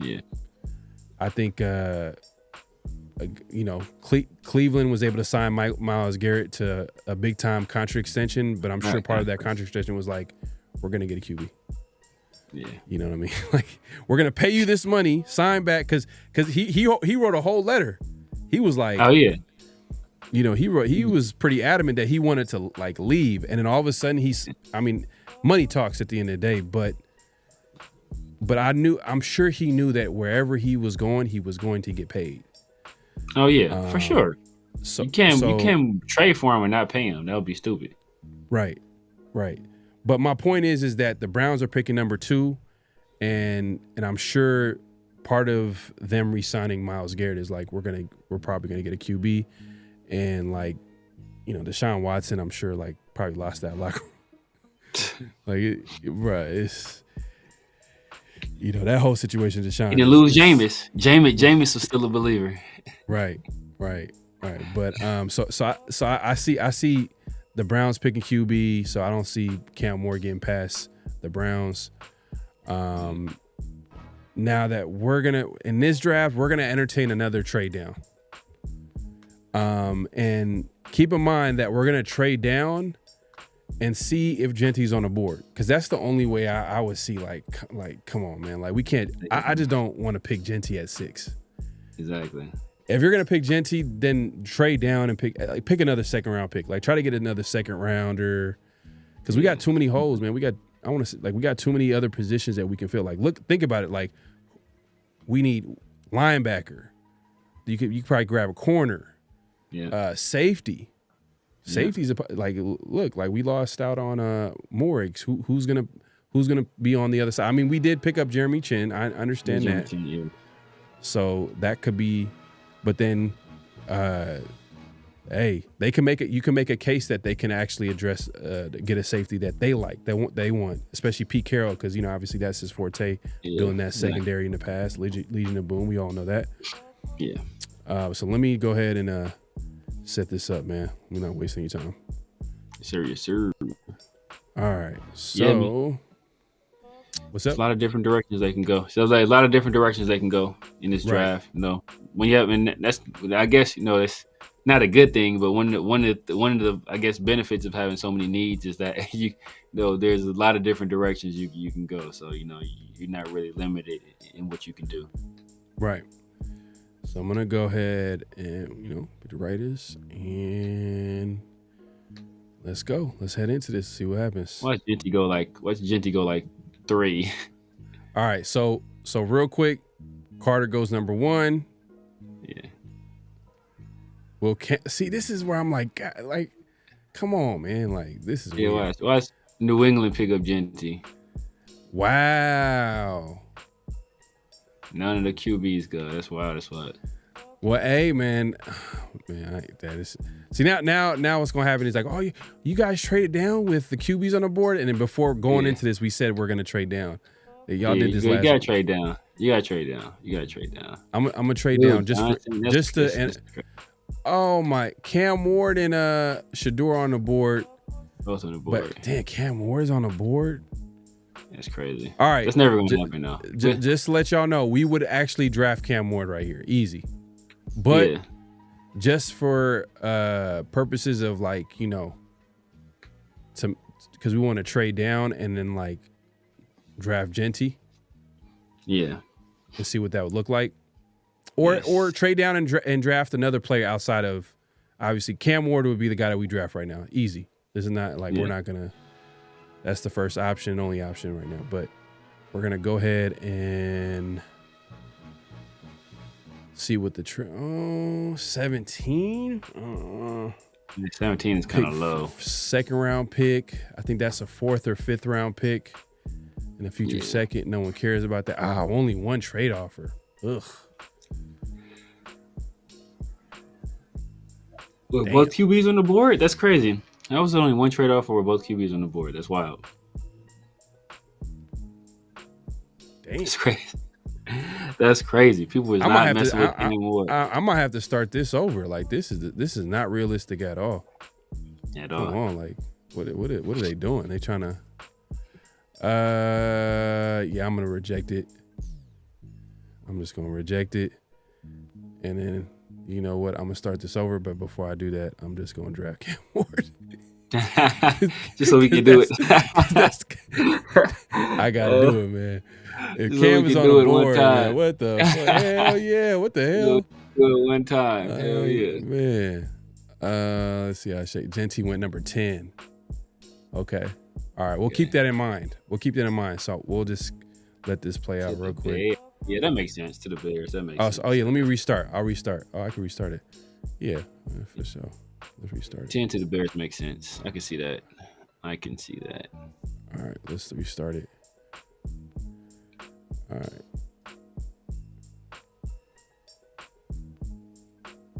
Okay, Abdul Carter. Okay, what the hell? Where are they getting this? And T-Mac goes number 5. And what you call it still ain't gone? Cam still ain't gone? Oh, we got 4 trade offers now. Okay. Now we got 4 trade offers. All right. So But the Cowboys moving up for Genty though. We can't. Yes. All right. Let's look at the next deal. So just to keep in mind, pick number 12. That's gonna be the highest pick though. It's gonna go down. Second round pick. Okay. Pick 13, pick 48. So that's a second. That's obviously 13. Shout out Brock Bowers. 48, and then pick 116. That's fourth rounder. That's a fourth. Yeah, fourth. It's a fourth rounder. A late fourth. Okay, let's look at the next one. Hell no. Yeah, I ain't helping y'all out. Yeah, see, they all gonna get down. They're gonna get lower. So 12 is the highest. 12 is the highest.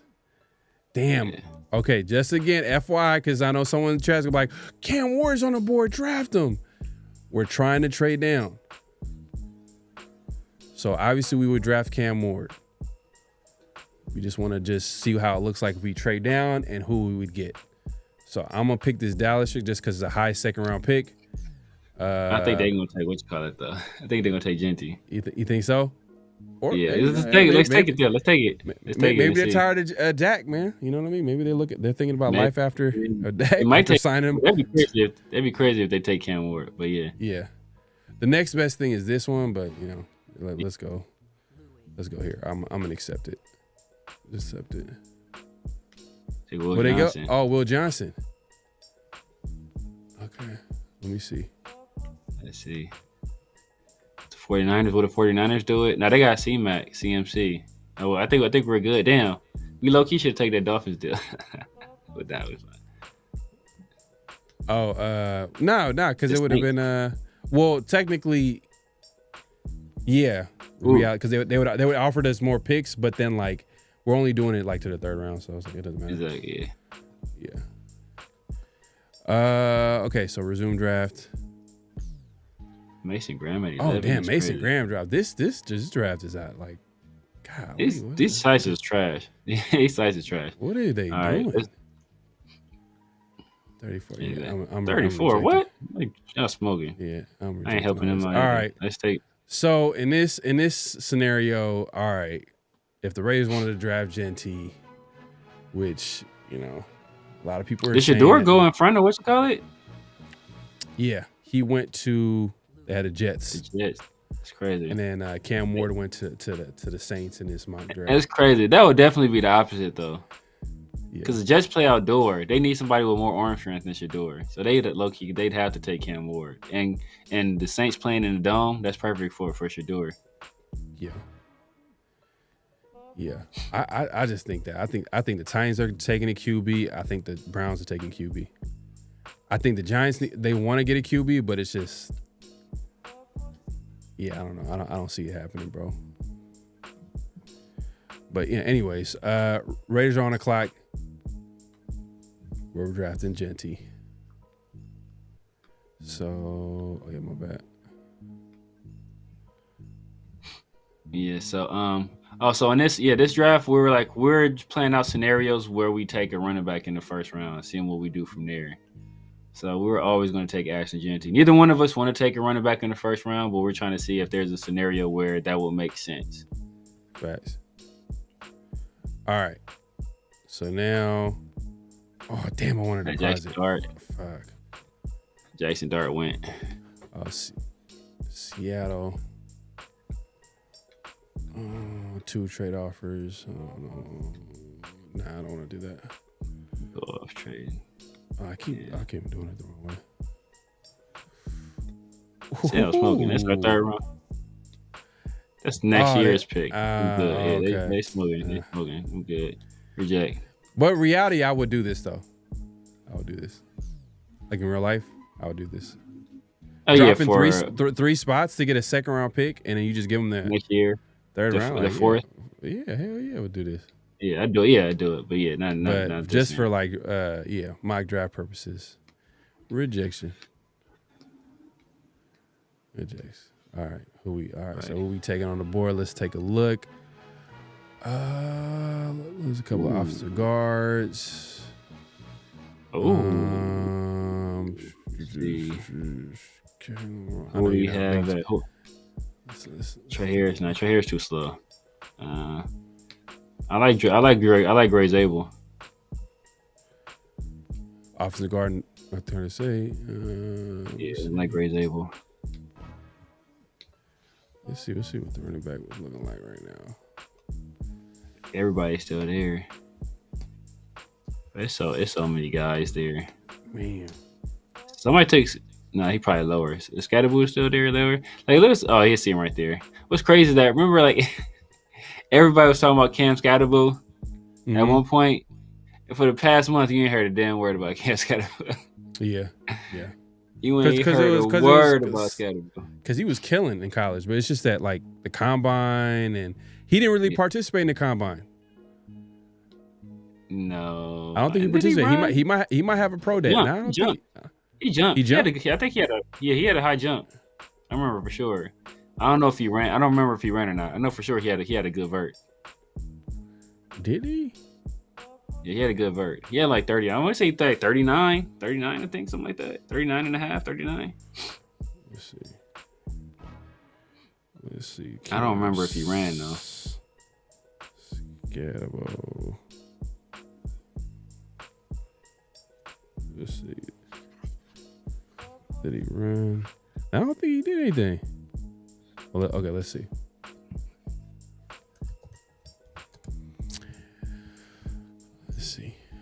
Oh yeah, damn. Oh damn, that's crazy. He had a almost 40-inch vert. I think he ran like a 4 or 5. Oh, he didn't run. So yeah, he had a good vert. I remember that. You think he runs at his pro day? Yeah, I'm pretty sure. Except if he doesn't run his pro day, then people think you're trying to hide something. Yeah, I mean, like he's not the fastest guy. He's not the fastest guy, but then like that confirm, like if you don't run at the combine, you can kind of say, make an excuse like, oh, I want to run on my pro day. But if you don't run at your pro day, then people are like, all right, yeah, you slow. That's what they think. Right. It's like, all right, you don't run at your pro day yet, unless you got an injury. It's like, okay, you just slow, so you're trying to avoid it, and then that makes you look bad because it makes you look like you're not a competitor too. Well, so I guess it buys them more time to like prepare too. If you think about it, it buys them more time to prepare. Yeah, like maybe drop some weight and then do what you can to get a good time. Exactly. He's doing what that's what Carson Schlesinger did. Carson Schlesinger played at like 225, between 225 227. He showed up to the combine at 240 something, and he jumped, and that's all he did. And he's gonna drop a whole bunch of weight for UCLA Pro Day, and he's gonna run and be at his fastest. Yeah. So they're not gonna weigh you again. It's like they already have your weight on record. So now, people might comment, "Oh, he looks slimmer than he does there," but nobody's gonna know for sure. So. Yeah.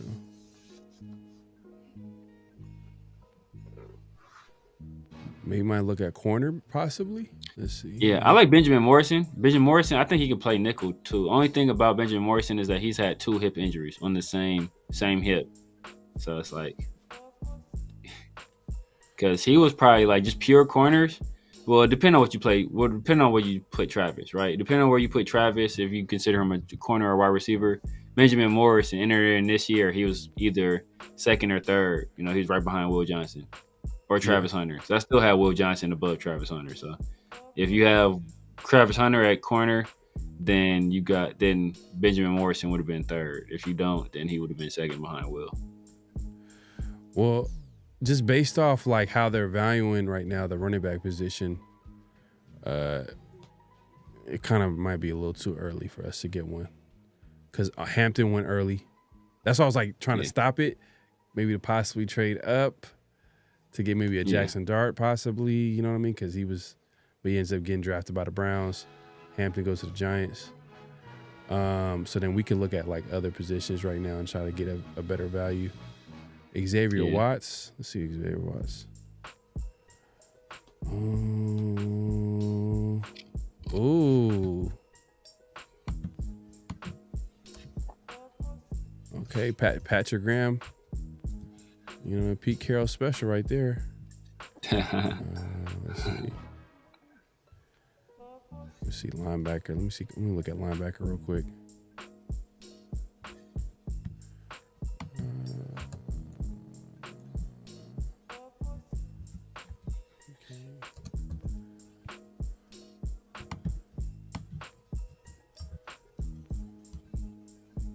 I know you wouldn't like this, Severe, because you and we just talked about earlier about like guys with traits, but Jalen is on the board. Jalen Monroe. I do want to take a QB like between the second and third round. The second and third round. I know you said you take him in the fourth. I'm taking him in the fourth at the earliest. I'm not taking. Maybe if we had the extra third, maybe. But I'm not taking this dude in the second, bro. If we go Genty, Jalen Monroe back to back, bro. Bro, we go Genty, Jalen Monroe, bro. I'm not even watching the rest of the draft, bro. I'm cool. I'm gonna pack it up. I would be okay with taking corner though too. Yeah, I said if Benjamin Morrison wasn't hurt, I wouldn't be mad at that. But he's like I said, he has two hip injuries. Let's see what the chat. Let's see. We'll let the chat decide.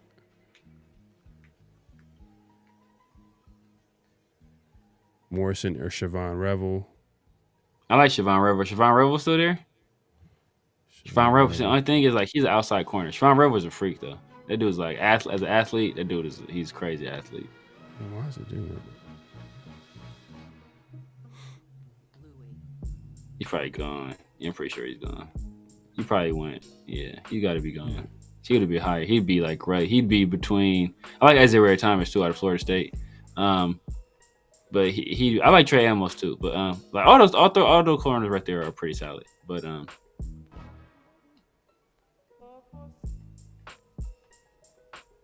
Siobhan Revel probably went first round. I'm pretty sure. This dude that ran like a 4.2, right? Maxwell Harrison. Yeah, this is Kentucky. Yeah. It sounded like this. He would Benjamin Morrison probably be a better fit or the type of corner that the Pete Carroll would like to get. Good size, overall length. You know what I mean? Good overall speed. I'm down to get Morrison right here. I ain't mad at Morrison. Yeah, let's go ahead and do that real quick. Let's move along. We got another second round pick, so Schwarzenegger went. See, he's not gonna go in the second round though. He only has 1 year starting experience. I don't see him going in the second. But maybe a team like he has traits. So maybe a team gets real high on him or loves him, or he is a very good chance he kills at the UCLA Pro Day too. If he kills at the UCLA Pro Day, then he might go high.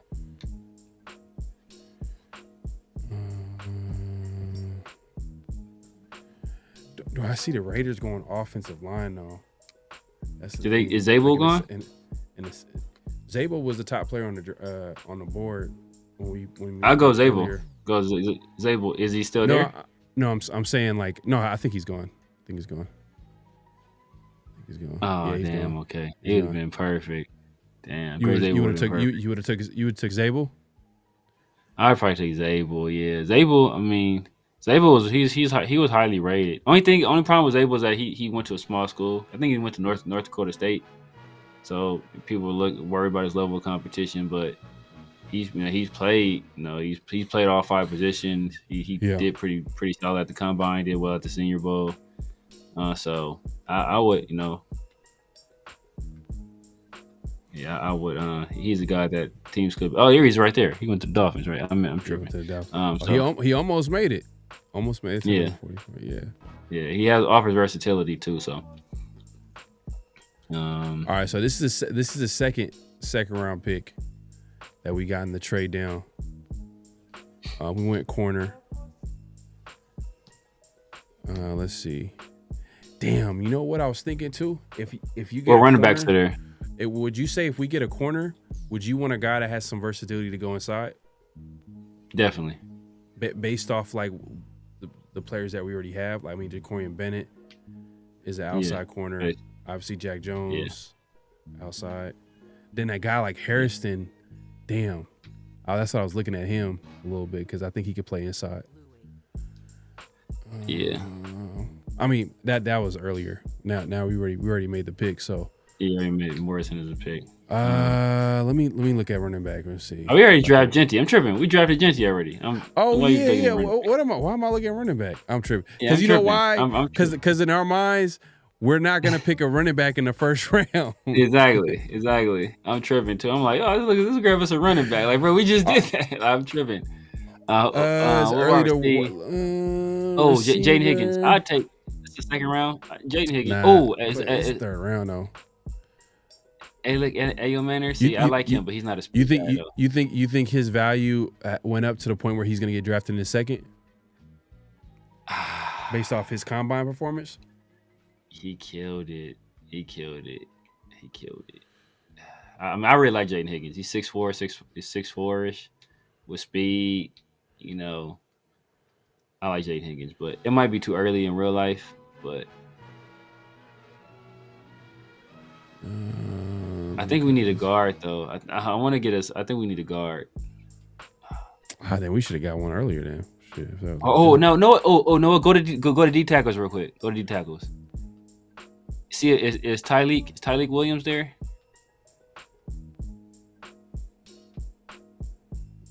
No, man. I think he might have got. Yeah. Kenneth Grant. If I got to scroll all the way down, that means we exactly. No, he would have been. He's like third or he's like third behind Grant or linebacker.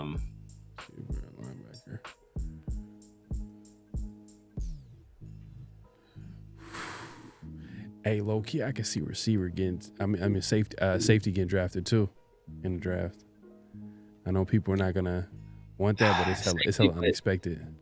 I'm saying we got Palomar and we got did he get like he got paid where he could be a serviceable like I don't think he got paid high enough to where you could be like, oh, we're not drafting safety. You know what I mean? Like it just It's like it was just more of a strategic depth signing. I mean, he's gonna start. I think he's most likely he has a good chance of starting, but I'm just saying. Yeah. I want to either.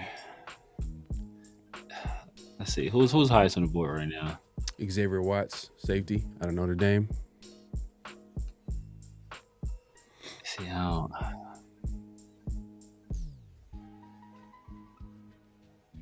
Maybe he played in the slot. I didn't see enough. I mean, I didn't watch. I didn't watch enough. I didn't watch. Notre Dame.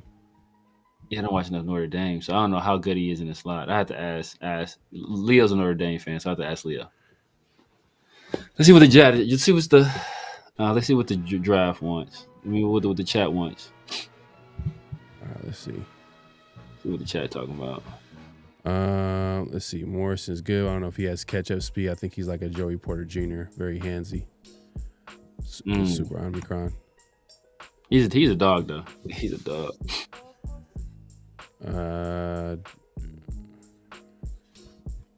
Steve says draft guard.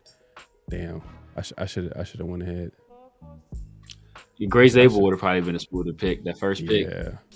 Grace Abel, and then we probably. I know. IG Chargers got Becton. That's a good signing for them. Their O-line is going to be legit. They already had like some talent on that O-line. I'm just like, damn, like. Yeah. Becton. We'll see what Becton does.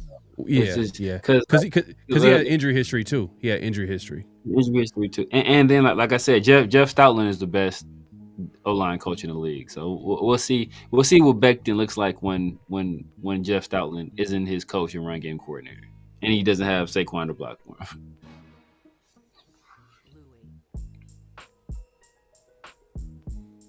What happened to the safety that we drafted? I think is it sarcasm?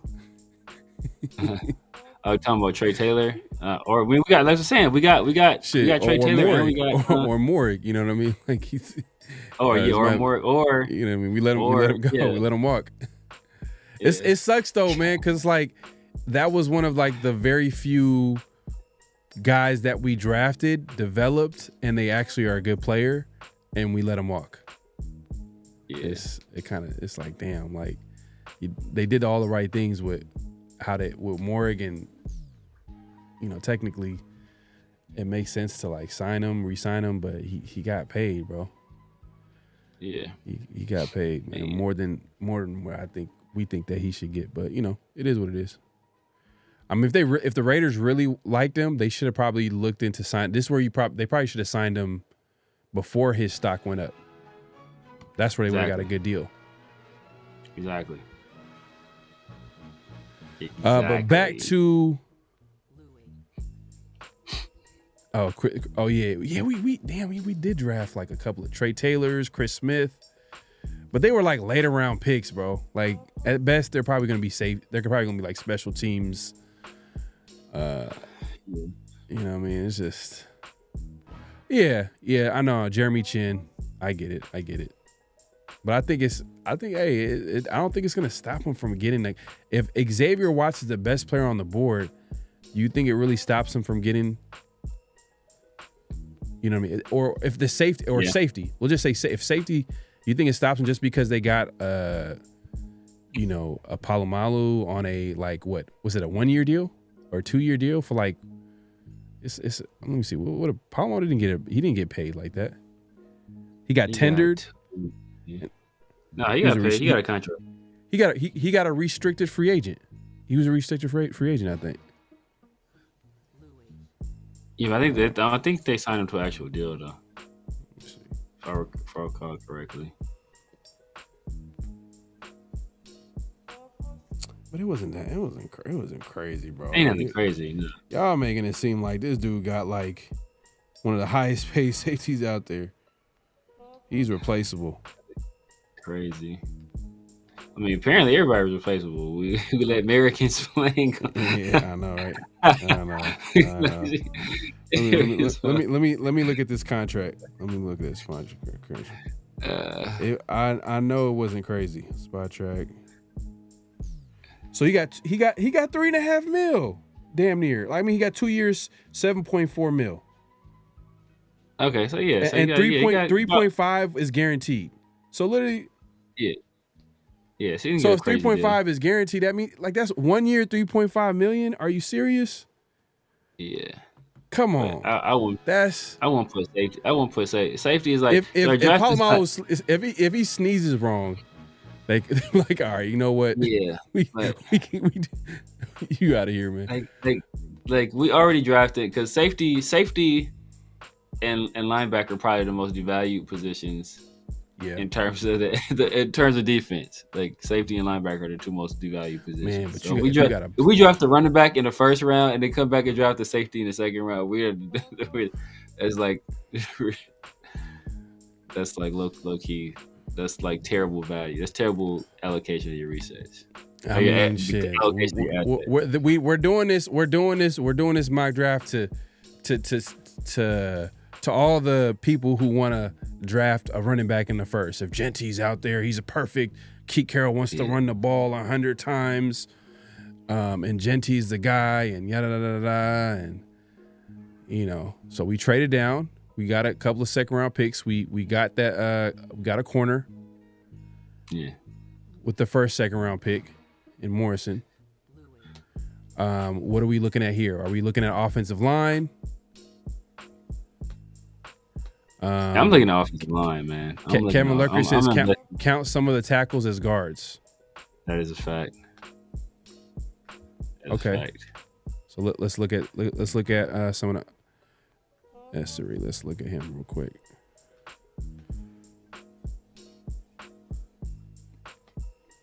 Played in a zone running scheme. I think the Raiders. They run his own. Yeah. They might be running his own this year. Yeah.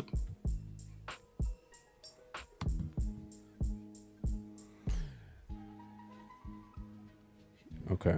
His most natural position is on the left side.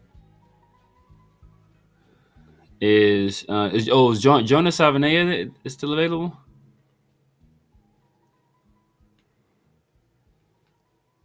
Yeah, Arizona. Yeah. How far down was he?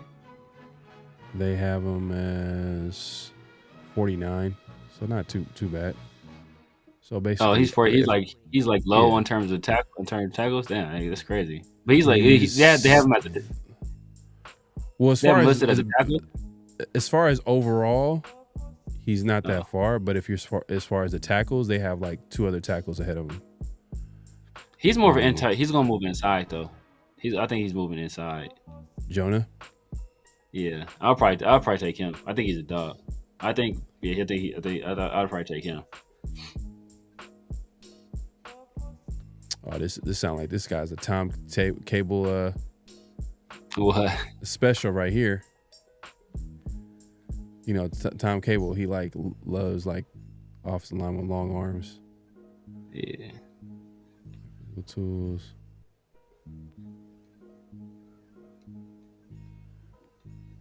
This look like, I don't know if he's a zone guy. Like he's more of like a power guy. He's a monster. That's Cameron Williams. Yeah. Oh yeah. You wanted to?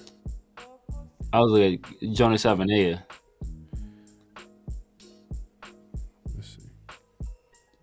Right there, he's right there. 49. Yeah, I'm catching up with the chat and see what they're talking about. But yeah, Jonah right here. You want to take him? That's the one you just looked at. You said that's the one that's more of a power guy, or is the Cameron Williams guy? Cameron Williams, and I think Essery, they're looking at him as more of a zone guy. But for Jonah, hold on a second. Yeah. Projects better as offensive guard. Let's see.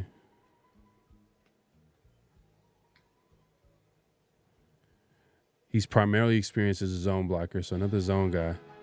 But he has experience with gap. And Steve makes a good point. Yeah, Steve makes a good point. Is that our offensive line coach is Pete Carroll's son, and where did Pete Carroll's son coach at? Hey, you said Pete Carroll's son. Where did he coach at? Arizona. Yeah. Oh, okay. Okay, connecting the dots. I think John might be the guy. I agree with you, man. I'm not knocking him, man. I'm not knocking him. I'm just saying, as of right now, I feel like the Raiders still can. I don't think they'll be stopped to drop. Like, I don't think they're going to be stopped to get a safety if he's the best player on their board. Like, I think that they can easily go after him. But, I mean, Palmo deserves a chance. We'll see what he does. Technically, this probably be his first crack or first opportunity to start. So, I think he's projected to be the starter. So, we'll see. I'm not knocking him, man. I'm just being honest. I just want the best players on the football team. You know what I mean? Like, that's all I'm saying. Yeah, let's go Jonas 7-8. All right, let's go do it. Let's build up the offensive line. Let's see what we got in the third. So far we got running back, corner, and the guard, right? Oh, Milrow went in 52nd. Damn. Who'd he go? Steelers? He went to the Steelers. That makes sense. Fuck. That makes sense. Oh, Jaden Higgins went to the Chiefs. Fuck. Oh, damn. Fuck. Reject. And, Rejected. all right. Let's see what receivers we got. Fuck. Damn. Oh damn! All the receivers. Oh, Emory. Oh damn! I keep looking at running back because I keep forgetting that our first round pick was Genty. All right. What running back is there?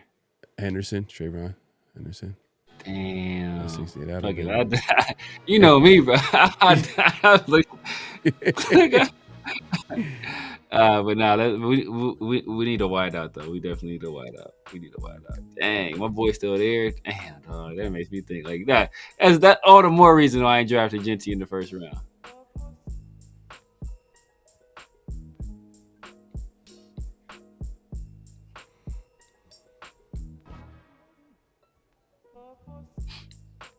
I do want to get like a defensive tackle too. You know what I mean? We got to beef up that defensive line. Is my guy Let's see. defensive? See, he gonna go later though.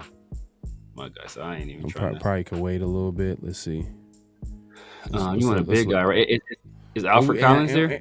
And we gotta look at linebacker too. Let me see. Oh, you do gotta look at linebacker.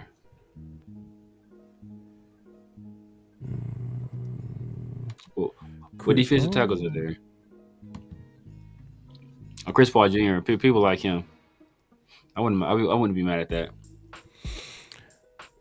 Versatile linebacker, speed, instincts.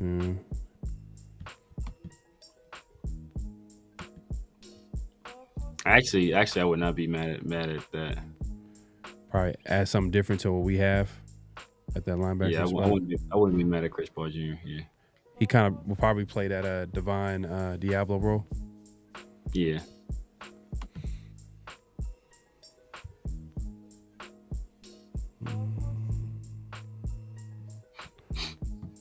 Kaiser. Kaiser White. Jack Kaiser. Let's see. Wide receiver. Let's see what wide receiver looks like. What wide receivers are for it? That's looking. Ted Johnson, man. Your boy Ted Johnson. This dude's like a $120, running like a 4.6, like 5'2". See, he's gonna get killed, man, out there. But he might. Hey, it might be a matter of football speed too. Like people sometimes put too much on that 40 time, but it is kind of concerning. You like 150. Whoa. Man. Xavier Restrepo is too small too. Kyron Lacey's a nutcase. Jack Beck is slow. I like Jalen Royals. But he's not a speed guy either though. He ran better than what I thought, but he's not a speed guy either. But you feel what I'm saying? Like a speed guy would be perfect. Like we don't even have to get. I don't even think we even have to get a number one receiver. Technically, no. Just someone that could just. That's Brock. I mean, Brock is the number one. That can fit in. You know what I mean? Yeah. You get Brock and you get Tedero. That's the thing, though. Yeah. No, without a doubt. But like, I'm just saying, like, just due to the circumstances, like, we got to figure out creative ways to make it work.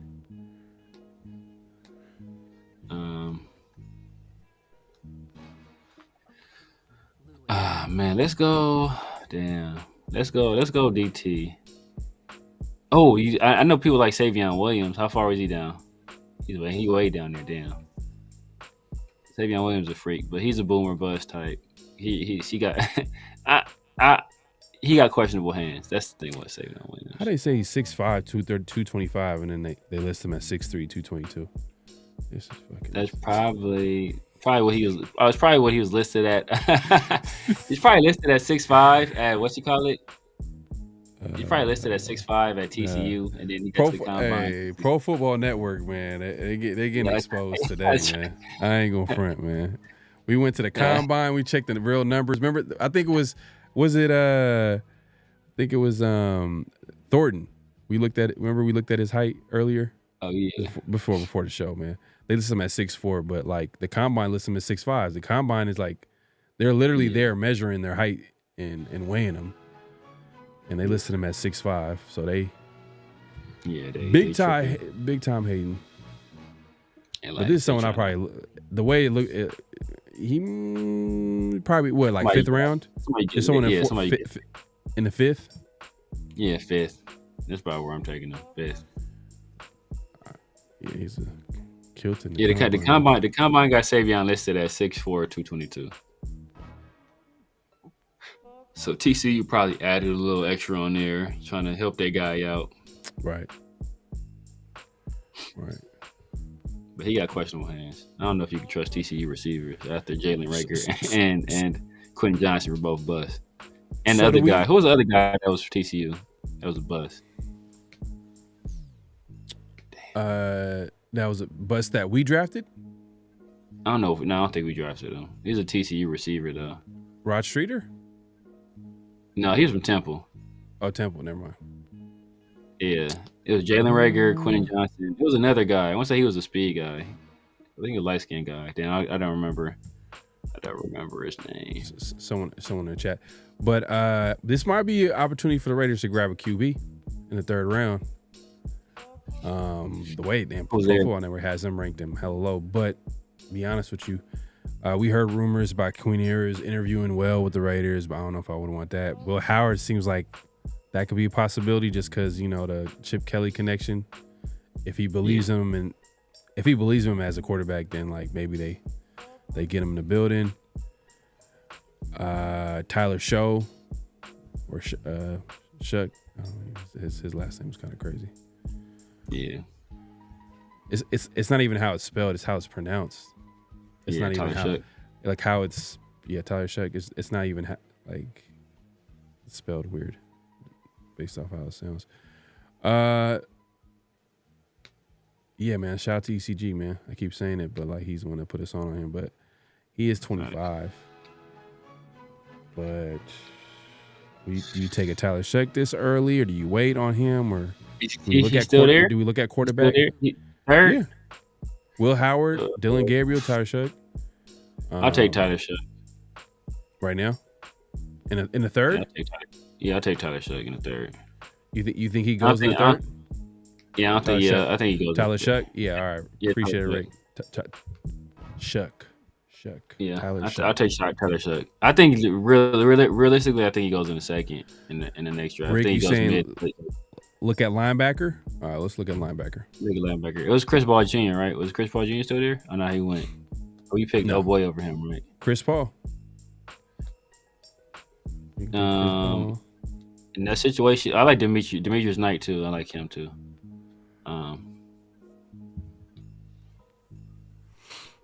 Okay. Yeah. Why do you say that, Rick? He says Kelly likes Shuck. Steve says Princely's a dog. Yeah.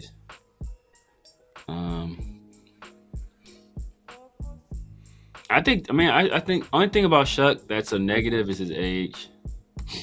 Yeah. I mean, really, that's the only negative about him. But I can see Chip Kelly because he has mobility, and health, and he hasn't. Yeah, he's been hurt like damn near. But he had like a 7-year college career or something like that. He's been in college for like 7 years. He has 4 degrees. He has. Literally, he has 4 degrees. That's how long he's been in college. When you go in college 7 years, but you can do a lot. You can do a whole lot. Man. Man. But you know what? This might be a good spot to take a linebacker too. Yeah. I mean, if you don't want to take a quarterback, you can take a linebacker. If you're there, it'll probably be Demetrius Knight or Chris Paul Jr. Damn. I'm probably leaning for Chris Paul Jr. Do we have another third? We drafted our other third. We gave up our third for a quarterback already. So damn. So I'm not gonna lie. Like Raiders might have to trade down, bro. I think Raiders should trade down. Yeah, but it's like saying you don't have to take a quarterback in this draft unless you just think Geno's gonna flame out, right? So you can. Oh, trust me, I believe that because I've seen it last year. They did. That was their strategy. Oh, exactly. Their strategy last year was like, we don't have to take a quarterback, and they went into the season with Gardner Minshew, who not even shout out to Minshew, but he signed with the Chiefs. Man, Yeah, I hopefully he starts a few games too. That'd be nice. that was a kick in the pants. Watch, bro. I do not want Who that. cares? Who cares about it? Who cares? Maybe Andrew Reid might make him look better than what he is, but Exactly. That's what I'm saying. I don't want that because, bro, we haven't beat Gardner Minshew. So I don't want this. I want this fool to Yeah. play us. It's Even like we have twice a not year. beat this fool. For real, huh? I Mean, mean, people like, oh yeah, hope we plays against us. Like what happened the last time he closed Oco Stadium beating us, and he basically ended our playoff hopes beating us 2 years ago. So I don't want to play. I don't want to hear no. I want to see Gardner Minshew out there. We haven't fared too well against him, no matter how bad he is. okay. So Steve says Telesco said BPA only. Better hope and pray QB's BPA. Exactly, facts. Well, it's not Telesco no more, so Right. fortunately for us. Princely is dog. We don't need another edge though. But he's from. We don't need another edge though. But Princely is he's a specimen though. No lie, he's a dude. That's in terms of athlete, he's pretty crazy. But They can easily go that route though. If you think about it, and play chess and be like, all right, look, are they gonna sign Kuntz back? Is Tyree Wilson the answer at edge? Because Tyree Wilson is supposed to be the guy that's supposed to take over at the edge spot. And then Kuntz. He's supposed to be. And Kuntz was from the last regime before the regime that drafted Tyree. And he's kind of like exceeded everybody's expectations as a third round pick. Yeah. So they can easily go edge here, but damn, like this is different. And that's why you draft a running back at. Let's go. Let's go either Prince or not Prince. Either Chris Paul Jr. or Tyler Shutt. Which one you want to go with? Let us know in the chat, man. He says, can you imagine if we smack Mahomes and take him out the game, then Minshew comes in and beat us? I'm telling you, bro. I'm telling you. People acting like... No, it's not going to happen. It's not going to happen. Because you know why? If the Raiders show up next year on defense, meaning that like if our D-line is legit, I can't wait till Minshew comes in the game. Put him in the game. But remember, our D-line was legit when we played them. That was when our D-line was playing bomb. We played the Colts. Oh, yes. But that's when who? But look at our QB situation. That's QB situation is way better now. Yeah, it's way better now. Yeah. What you mean? Like that was when we had like who was starting at QB? That was I think that's Aiden O'Connell. Aiden O'Connell. Aiden O'Connell was starting as a rookie, 4th round pick. So anything he did was like a positive. Yeah. Yeah, man. Come on, man. Still though, we still lost that game. I know. I mean, I see what you're saying, Steve. But damn, that'd be wild, man. You take Genty in the 1st round, and then you take Travion Henderson in the 3rd. Yeah, he's literally. I think he's the best. Hey man, like right up the best offensive player there. Look, that's what do you think of that's my guy. Darius Alexander? He killed it in like the Senior Bowl, I think. Right? He played well. Yeah. That's you already know what's called is that's my dog. That's my dog. Look. I ain't got no problem doing that, bro. I ain't got no problem. Doubling up. I ain't got no problem doubling up, bro. We're just gonna run the ball like 100 times a game. Like we're not even gonna pass it. We probably gonna pass it to Bowers like maybe, no 10 times. The 10 attempts are gonna go to Bowers. Look, I ain't got no problem doing it. Only thing about Darius Alexander is that I want somebody. I mean, he's 300. I think 3 something like that. Yeah, he's kind of light. If you're gonna draft a DT, we need a nose tackle. Yeah, we need a nose tackle. That's why I was looking at Tyleek, but I'm sure he went. Like Tyleek is the dog at Ohio State. Grant from Michigan is a dog too. They're both like big boys. They're both gone. I already know. They're probably like second and third behind Mason Graham. Depending on who you ask. So, depending on you ask. You gotta Hold up. All right, Anthony. I'm gonna give you benefit of the doubt right now, and I'm gonna look this up. Look this up. I don't want to get juiced, or I don't know if this would be wild. What happened? Oh, okay, man. If it ain't. Ah, come on, man. Come on, Anthony. Why you just give me juice off for no reason?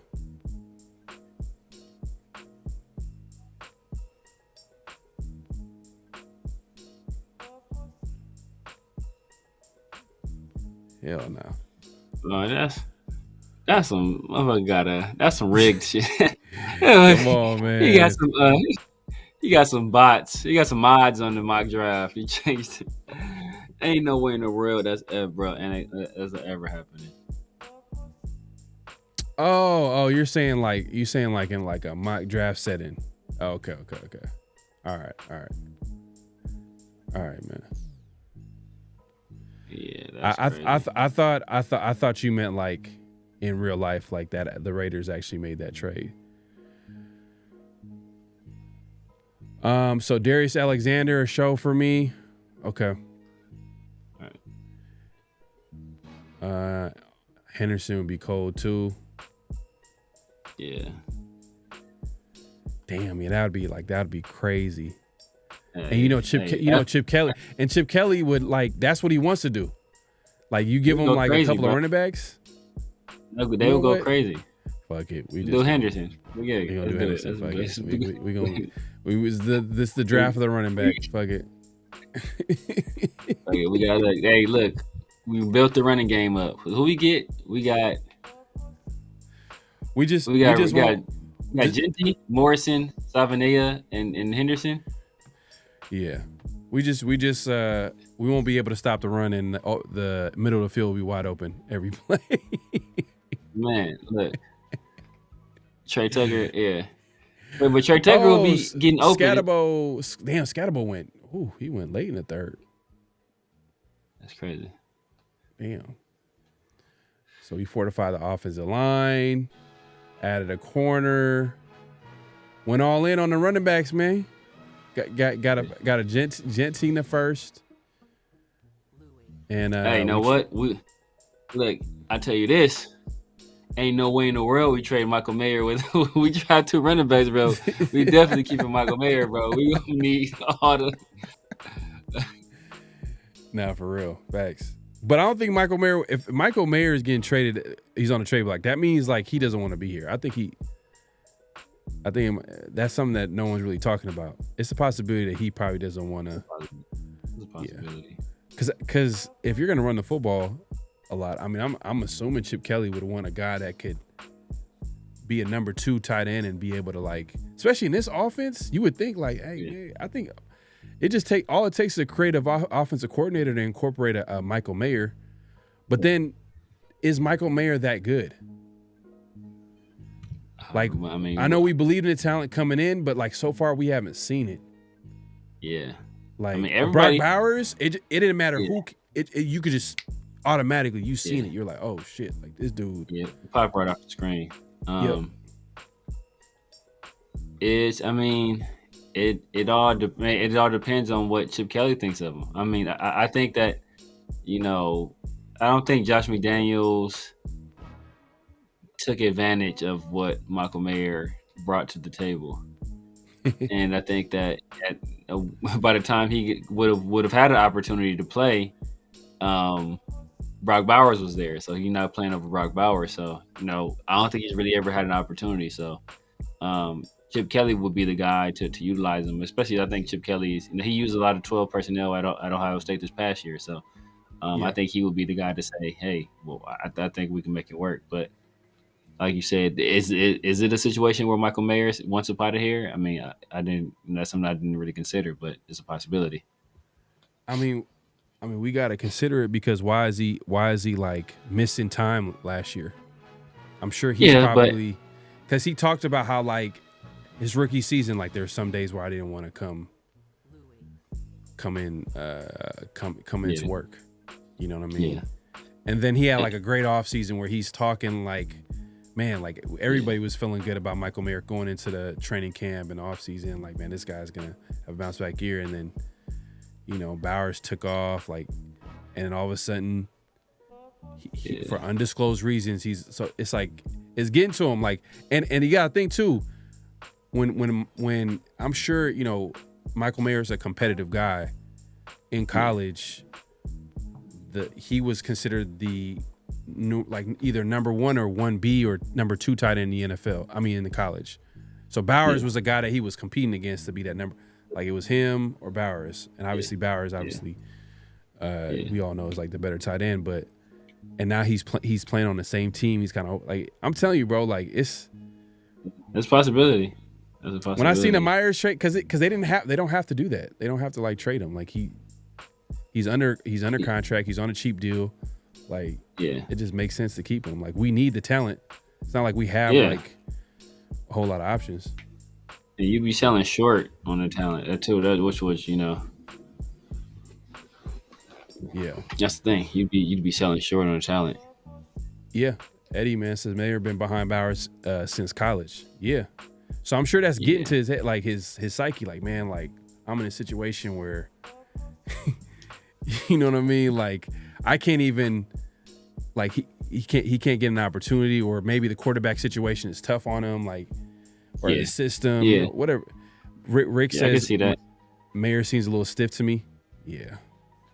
I don't know about that. I mean, he seems fine to me. He's a big tight end, so I mean, he doesn't seem like he gets a lot of separation. He's not that type of tight end that gets a whole lot of separation. It just feels like he gets locked up a little bit. Because when they be throwing him, like when I see whoever's at quarterback throwing the ball, like there's always someone draped all over him. It's not like he's oh, he's wide open. Oh, that was nice little. It's just but, you know. But they also like use him in different parts of the field than they use other guys. So it's not like he's like, you know, he's usually traditionally like an inline guy. So it's not like he's like, you know, split out wide or they're running. Like you're not gonna run, like you're not gonna really like give Michael Mayer the ball in space, like go run with, like that's not his game. Like no, it's gonna be situations where like he's over the field having to, you know, hey, catch in between zones and stuff like that. Like, you know, that's what happens. Yeah. Arguadola says, you guys think Zamir White, that's another guy that was on the trade block, but no one cares. Yeah, but Zamir White.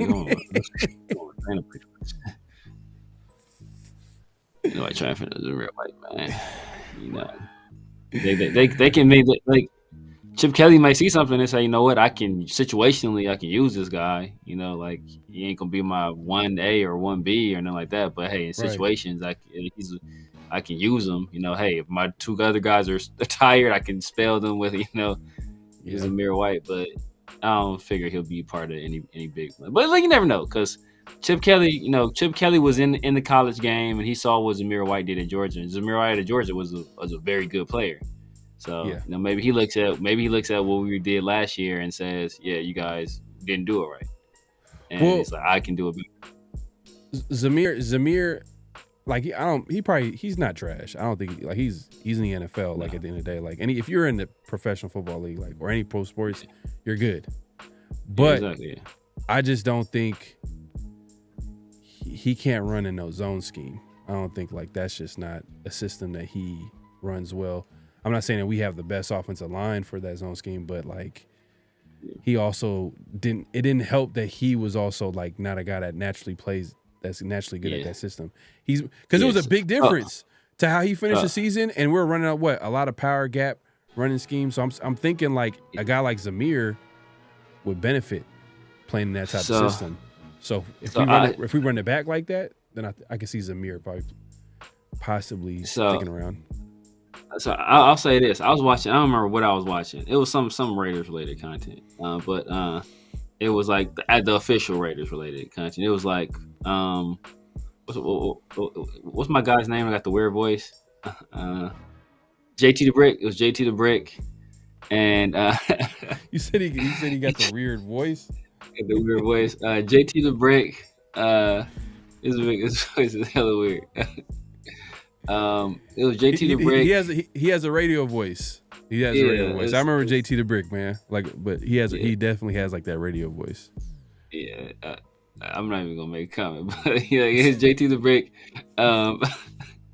Eric Allen, and they had Link on there. And I think they were going over I think they were talking about free agency, either free agency or the draft. I can't remember. I think they were talking about the draft. Maybe they're talking about the draft. Whatever. They're talking about players that weren't currently on the Raiders, right? And what the Raiders should do. And Lincoln Kennedy, Lincoln Kennedy's first of all, he's a Raiders film guy, and he's a former All Pro, offensive lineman. Lincoln Kennedy was adamant that Zamir had no chance. Whatever you saw from Zamir last year, it was not his fault. It was completely scheme and poor blocking. That was guys didn't know what they were doing in that scheme. It wasn't taught well, and they weren't executing their job, and that Zamir White should be given another chance. This Link, Link he's the guy that, he usually does a little Raiders breakdown, does the film stuff. So that's what Lincoln was saying. So obviously he don't got no pull. But that's the guy who's been with the Raiders for a long time, who played offensive line, and who does the film stuff for us. He's saying it wasn't Zamir White, So take that for what it's worth. Sincere McCormick got in there and was like, That's later in the year though. That's after we made the change. Okay. When Joe Philbin was the offensive line coach, and then Scott Turner, Norv Turner, they were the guys running. So it was later in the year. So Zamir never got a shot in that zone. Like I said, I'm not saying Zamir White is the answer, but I'm saying that's what Link was saying. Link was like, look, we don't need to prioritize running back. We have a guy that's good enough to get it done. We just didn't do right by him. Those were his thoughts. Oh man. Whew. Man, I'm glad much respect to Lincoln Kennedy. He probably knows a lot more football than me, but I'm sorry, man. I can't get behind that, man. It sound like, you know what it sound like? It sound like he would pass up on drafting a running back. Yeah, he didn't want to draft a guy. Or I think they were talking about. What are they talking about? I can't remember who they're talking about. I think maybe they were talking about Genty. And it was like, oh, what? Hell no. We don't need no draft no running back. Oh yeah. I agree with him on that, but if he's not talking about drafting a running back at all, are you serious? He was early. He's like running back should not be a priority. Basically, I want to say that if those weren't his exact words, that was paraphrased. Those were his sentiments. Running back is not a priority. I would take a running back as early as a second. Realistically, depending on who. If that's the best, if it's if that's the top 5 position on the board, and it's a running back, then I'll be like, okay, who is it? How does he fit? You know what I mean? If Chip Kelly, I'm sure the GM's gonna talk to Chip Kelly and. You got offensive line coach, or all right, this is the guy that you guys want. They're gonna go through that conversation in the building, but my guy Rick L, you know what's up. You are. I cannot say I disagree with you, but shout out to D Menace, my dog. Rick L. Man, shout out with the super chat, man. He just simply says Raiders. I got you, man. My God, man. D-Man holding in the chat as a mod, man. Appreciate you coming through and supporting the show, man. You said Rick? Yeah. Rick, yeah. Rick, yeah, my guy. He's in the building, though, man. He works for the Raiders. He's been working for the Raiders for a cool minute. Man, another one. Oh, my God. 3 minutes. Yeah, I think hitting up both channels, man. That's how you support, man. My guy D Menace, my bro. There you go, man. D Menace holding it down, man. Appreciate the support, D Menace, my guy. Augie says, at least we know there's going to be a lot of competition in every position, going to bring the best out of everyone. I think that's another thing too. last show 50-50, we one of a few of the notable quotables was from a podcast with who was it? It was a Seattle Seahawk insider. Yeah, Mike Duggar. And one of the things that he said about like Chip Kelly, how he really prioritizing competition at every position. Like he wants Pete Carroll. Pete Carroll, yeah, Pete Carroll. He prioritized competition. So 100%. Steve, man, you wild man. Sonic and Knuckles. That'd be dying. Cause that's what you call it cause that's Detroit. Detroit called Jahmyr Gibbs and Dave Montgomery, they called themselves Sonic and Knuckles. That's funny. So that's hilarious. Jahmyr Gibbs and Sonic and so he's like man, that's hilarious. I don't think Dylan Lobby makes the roster. I think he gets cut. I think Sincere might stay on. There's a possibility. I know you're like at this point, like he always gets hurt. Honestly, I don't think none of them make it, bro. I think Sincere. I think if how many running backs are gonna make the final roster? I mean, it's gonna be at least like 3 to 4. Yeah, maybe 3. So maybe three and a practice squad guy. I think right now, I don't know if it's Sincere. Is he on the roster right now, or did they tender him? I know he's on the roster. Is he on the roster right now? Yes, that's a good question. Is Sincere McCormick even on the roster? I think Zamir White got a better chance of making the roster than Sincere McCormick. To be honest with you, I like what he did when he came in, man. Yeah, but it's just, shout out to Sincere, man. We might get him on soon, man. Let's see, hold on. On the roster.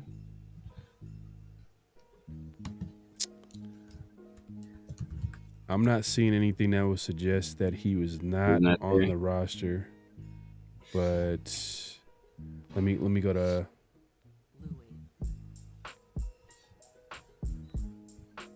So they signed him in. Let me go to Spot Track. What am I doing? I say Spot Track is undefeated. Let's see. Almost. Oh no! According to he's still listed on the Raiders website. Let me see. Yeah. Let me see if anybody else that's not there is supposed to be there. Yeah, it looks like they've updated it too because we got Isaiah Spiller. That's another guy. Yeah, it looks like it's been updated because I see Lonnie Johnson, see Kyle Phillips, Aiden O'Connell on both his necks.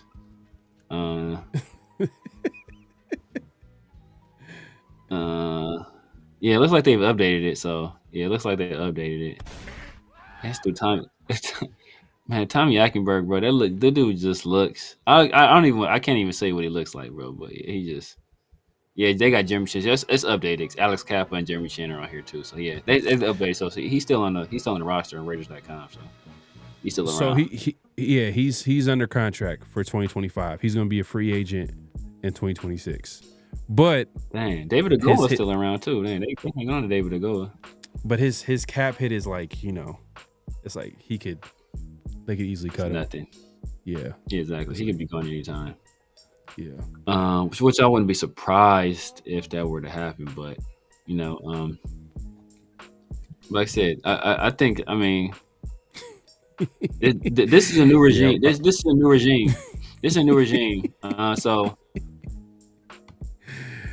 I know, man. That's what I'm saying, man. That's why I like when if Lincoln Kennedy said that, I understand like not taking a guy in the first round. Like I get you, but like if the best player available, if there's a great, really good or a great player that you feel like is at running back in the second round, I wouldn't hesitate. For a running back, yeah. Second or third, bro. That's when you start looking. And I would double up. Like I would get one like in a second or third, and then I'll probably check back in a fifth or sixth. Yeah. Something like diamond in the rough. Because the reason I think that we Zamir White has a better chance than Sincere McCormick is look at first look at Chip Kelly's backs by and large, but then look at the backs that Pete Carroll has drafted as well, or have had on the roster. Do they more align with what you see from Sincere McCormick in terms of body type and skill set, or do they more align with, Zamir White?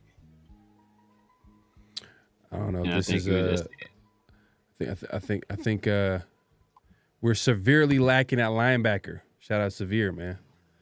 Shout out. We picked up. We picked up. We lost. Well, how many? We lost 2, and we picked up 1. Jeremy Chin is like a hybrid. I think we'll probably play a lot of 4-2-5. Honestly, if I'm being real, it's gonna be a lot of 4 defensive linemen, 2 true linebackers, and then 5 DBs. One of them being a safety. But I think we're gonna grab another linebacker in free agency, and we might draft another one in the draft. At what point, I don't know. Yeah. But at some point, I think we're gonna draft a linebacker. We got to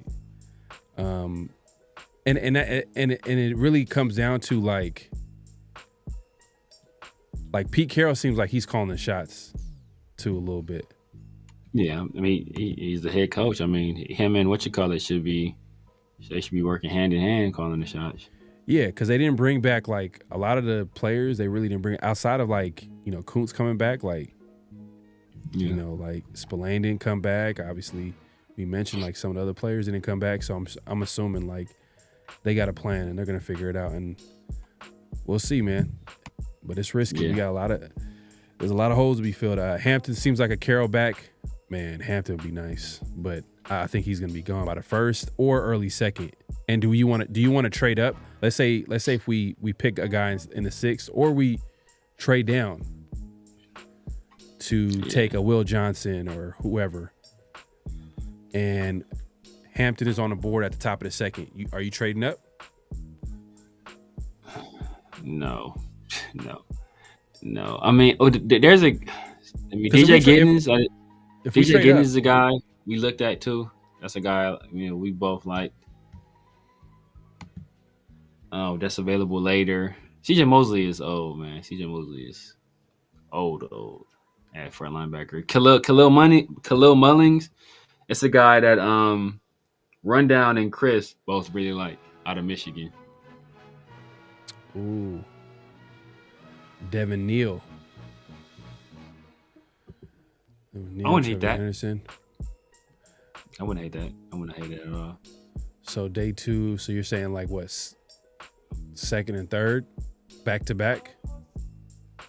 That'd be wild, bro. That'd be crazy.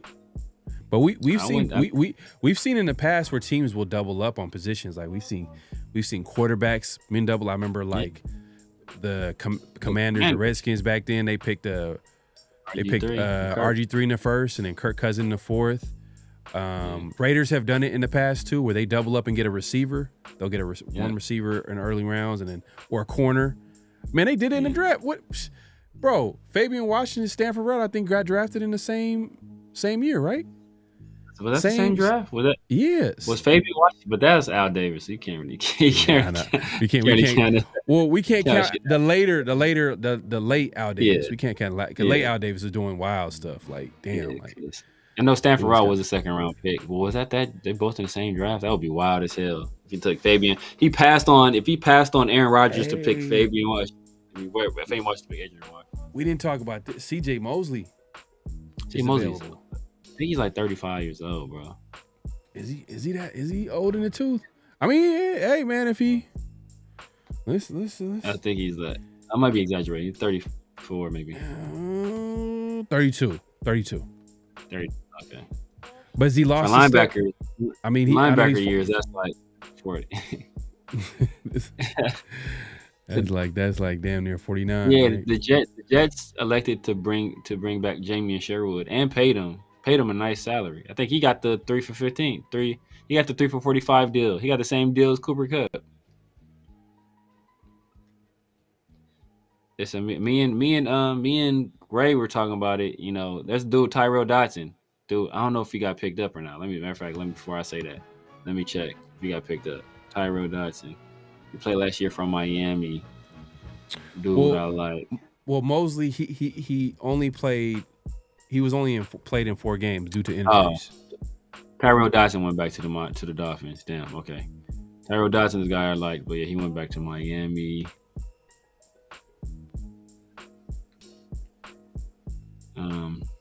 I will look into that, bro. I would look into CJ Mosley. If it's not a bad deal. I mean, I don't know if he's trying to. I would look into it, bro. I'm not gonna lie. Because outside of as far as like who we can like project to be like, I know we like that linebacker from the Steelers. Yeah. But outside of that, we're kind of like, I don't know. It's a lot of question marks on that linebacker spot. So I will look into CJ Mosley for sure. He's 32 years old. I get it, but he's 5-time Pro Bowler. If he can give you anything, if it's you give him a 1-year deal, I give him a 1-year deal. Yeah. I'm not mad at that. Man, we appreciate everybody coming through. Make sure to clock in at this point, clock out. Hit that like button, hit that subscribe button, hit that notification bell. Better Nation following Stokes, sign in, Richardson. We need help at cornerback. That's why we drafted a guy in the 2nd round. Mm-hmm. I'm not sure the answer is out there. I mean, we looked at like maybe Mike Hilton at slot, possibly, but because I'm okay with Jack Jones and Jacorian Bennett on the outside. Yeah. If our D line is legit, one of the best out there, then we might be able to get away with like them on the outside. Do we need a number 1 corner? Yeah, probably, and we'll see if they address that in the draft. Yeah. At this point, it's a waiting game to kind of see. I know if Chin plays linebacker, who will be strong safety? Harper. Oh, he came in and played well. Did we pick him up off the streets last year? Was he Yeah, he was. He was I think he was a UDFA for the Chargers. I know he was out of Notre Dame. I think he was a rookie last year, but he played solid. Yeah, he played pretty solid. Yeah. But yeah, we'll see. We'll see, man. Pete Carroll, man, he's calling the shots as far as like who he wants on the team. We'll see, man. Facts. Who y'all think we get in the 1st round? Hey, look, we did it. We just did a mock draft, and we just went ahead and drafted Genty, not just because that's who we think is going to get drafted. It's just because like everybody's like, oh, we should get Genty. I'm like, all right, well, let's see what it would look like if how we would want Genty to be drafted, and that's trading down.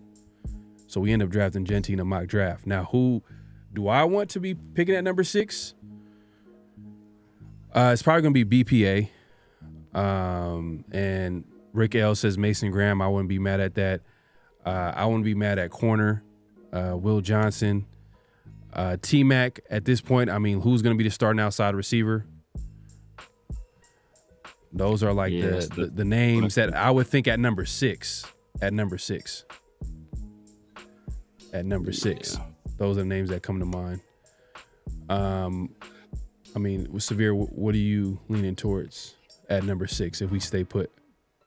If we stay put, we got to stick and pick, then yeah, I'm thinking T-Mac or Will Johnson. But if somehow, some way, I'm going to give you a bonus. If somehow, some way, if Cam Ward makes it to number 4, the Patriots are on the clock. No. Obviously, they're not going to draft a quarterback. That's not going to happen. You're not trading up? I would do it. Yeah, if Cam Ward is on the board at number 4, I would trade up and get Cam Ward because I'm not trading up. Not this draft. Now we've already given up a valuable 3rd round pick to get a quarterback and about to pay him money. I'm not about to trade up. Not right now. I would do it personally. But who would you get at number 6 if we stayed put? Teterow or Will Johnson. Okay. Teterow or Will Johnson. Is Kaiser White a free agent? I don't know how he looks like. Kaiser White is a free agent. I think we passed him up. I should have brought him up. I think we were wrapping it up on the free agents. But I think, let's see. How did he do last year? I don't remember. Kaiser White. I think that was one of the guys that we looked like. Lacks great size.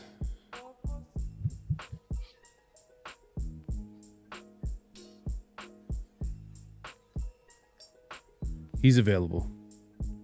Available. He comes with, his strengths and weaknesses, but he's available.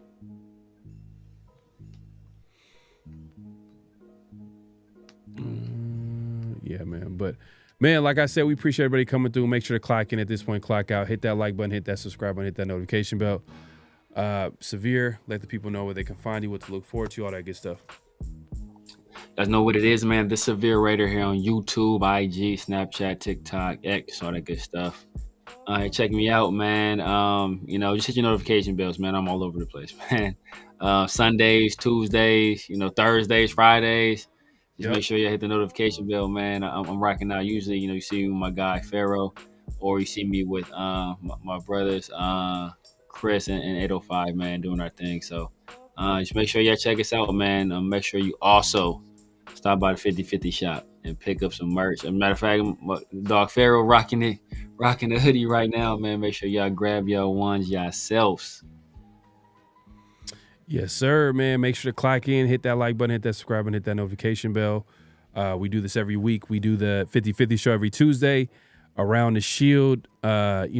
Usually, we drop it every Friday. It's a pre-recorded sometimes, but in this case, we did a live show. It's off-season special. But yeah, man, just look out for like future guests. We're gonna have guests moving forward, so be on the lookout for that. If there's anybody that you guys have in mind that you want to come on the show, or people that you feel like we should talk to and have a conversation with, hey man, let us know in the comment section. And let us know, man, how you feel about the show and all that stuff. We read comments and all that good stuff, so make sure to leave a comment. Give us a follow on Around the Shield on IG as well as Twitter, where you can find latest and greatest about the Raiders, memes, all that good stuff, man. Make sure to check that out. And yeah, man, hey, it's been a great show. We'll be back at it next Tuesday. Hopefully the Raiders will make a couple of moves, and then we'll be here to talk about it. Rick L said we should have drafted JJ McCarthy last year. Man, hey, that's the Telesco. That's a whole different conversation. But yeah, man, we'll see, man. We'll see how it shakes out this year, man. It's a different team, different regime, different coach, different GM. So it's gonna be a whole different outlook on how this team is gonna be made in the future. So we'll see, man. Appreciate you coming through. Any last thoughts, Severe, before we head out? Nah, man, just know, hey, don't be too. I think a lot of people are down right now. Free agency is not playing out how people expected it to, man. It's not over. I think because somebody that's said what we earlier. Look forward to, bro. That's what we look forward to. That's what Raider fans look forward to, bro. I'm telling you, because the season is downhill. Obviously last season wasn't the greatest, and then the off season is what we want to see, the big moves. We want to see the different possibilities. Like, oh damn, like the Raiders went ahead and got this guy and and it's kind of a whole different approach. Yeah, so, I think everybody was so excited. Like the day before free agency, everybody was like, it's almost like when you get like it's the day before Christmas, and you see like, oh man, you just thinking like, oh man, is it a PlayStation in there? Oh man, do I got is it a gaming PC in there? Do I got a new laptop in there? Or is it some, right. is it some, some headphones? Is it some Sennheisers in there or something like that? You open it up, you got like some socks and some overalls or something like that. You're like, what is this? Like, What is this? So that's what, we're looking at socks and overalls right now. But like, you need socks and overalls, right? You need this foundation. You need some socks and some drawers, man. You can't be out here free balling. You feel me? You need that. You need that. So don't be disappointed, man. Like somebody said it perfect earlier. Super Bowls are not won and lost during free agency, man. The best teams they do their work in the draft. So just be ready for the draft, and then be mad at the draft when pick who you want. Then you can be mad. Man. So it's almost about a month away. I think a month away from the draft. So we're going to have plenty of mock drafts, plenty of things to talk about before then. But yeah, make sure to check us out, man. We'll be back next Tuesday. Appreciate y'all coming through, man. We out of here, man. Peace. Peace. Just win, baby. Hello? You play to win the game. You don't play to just play it.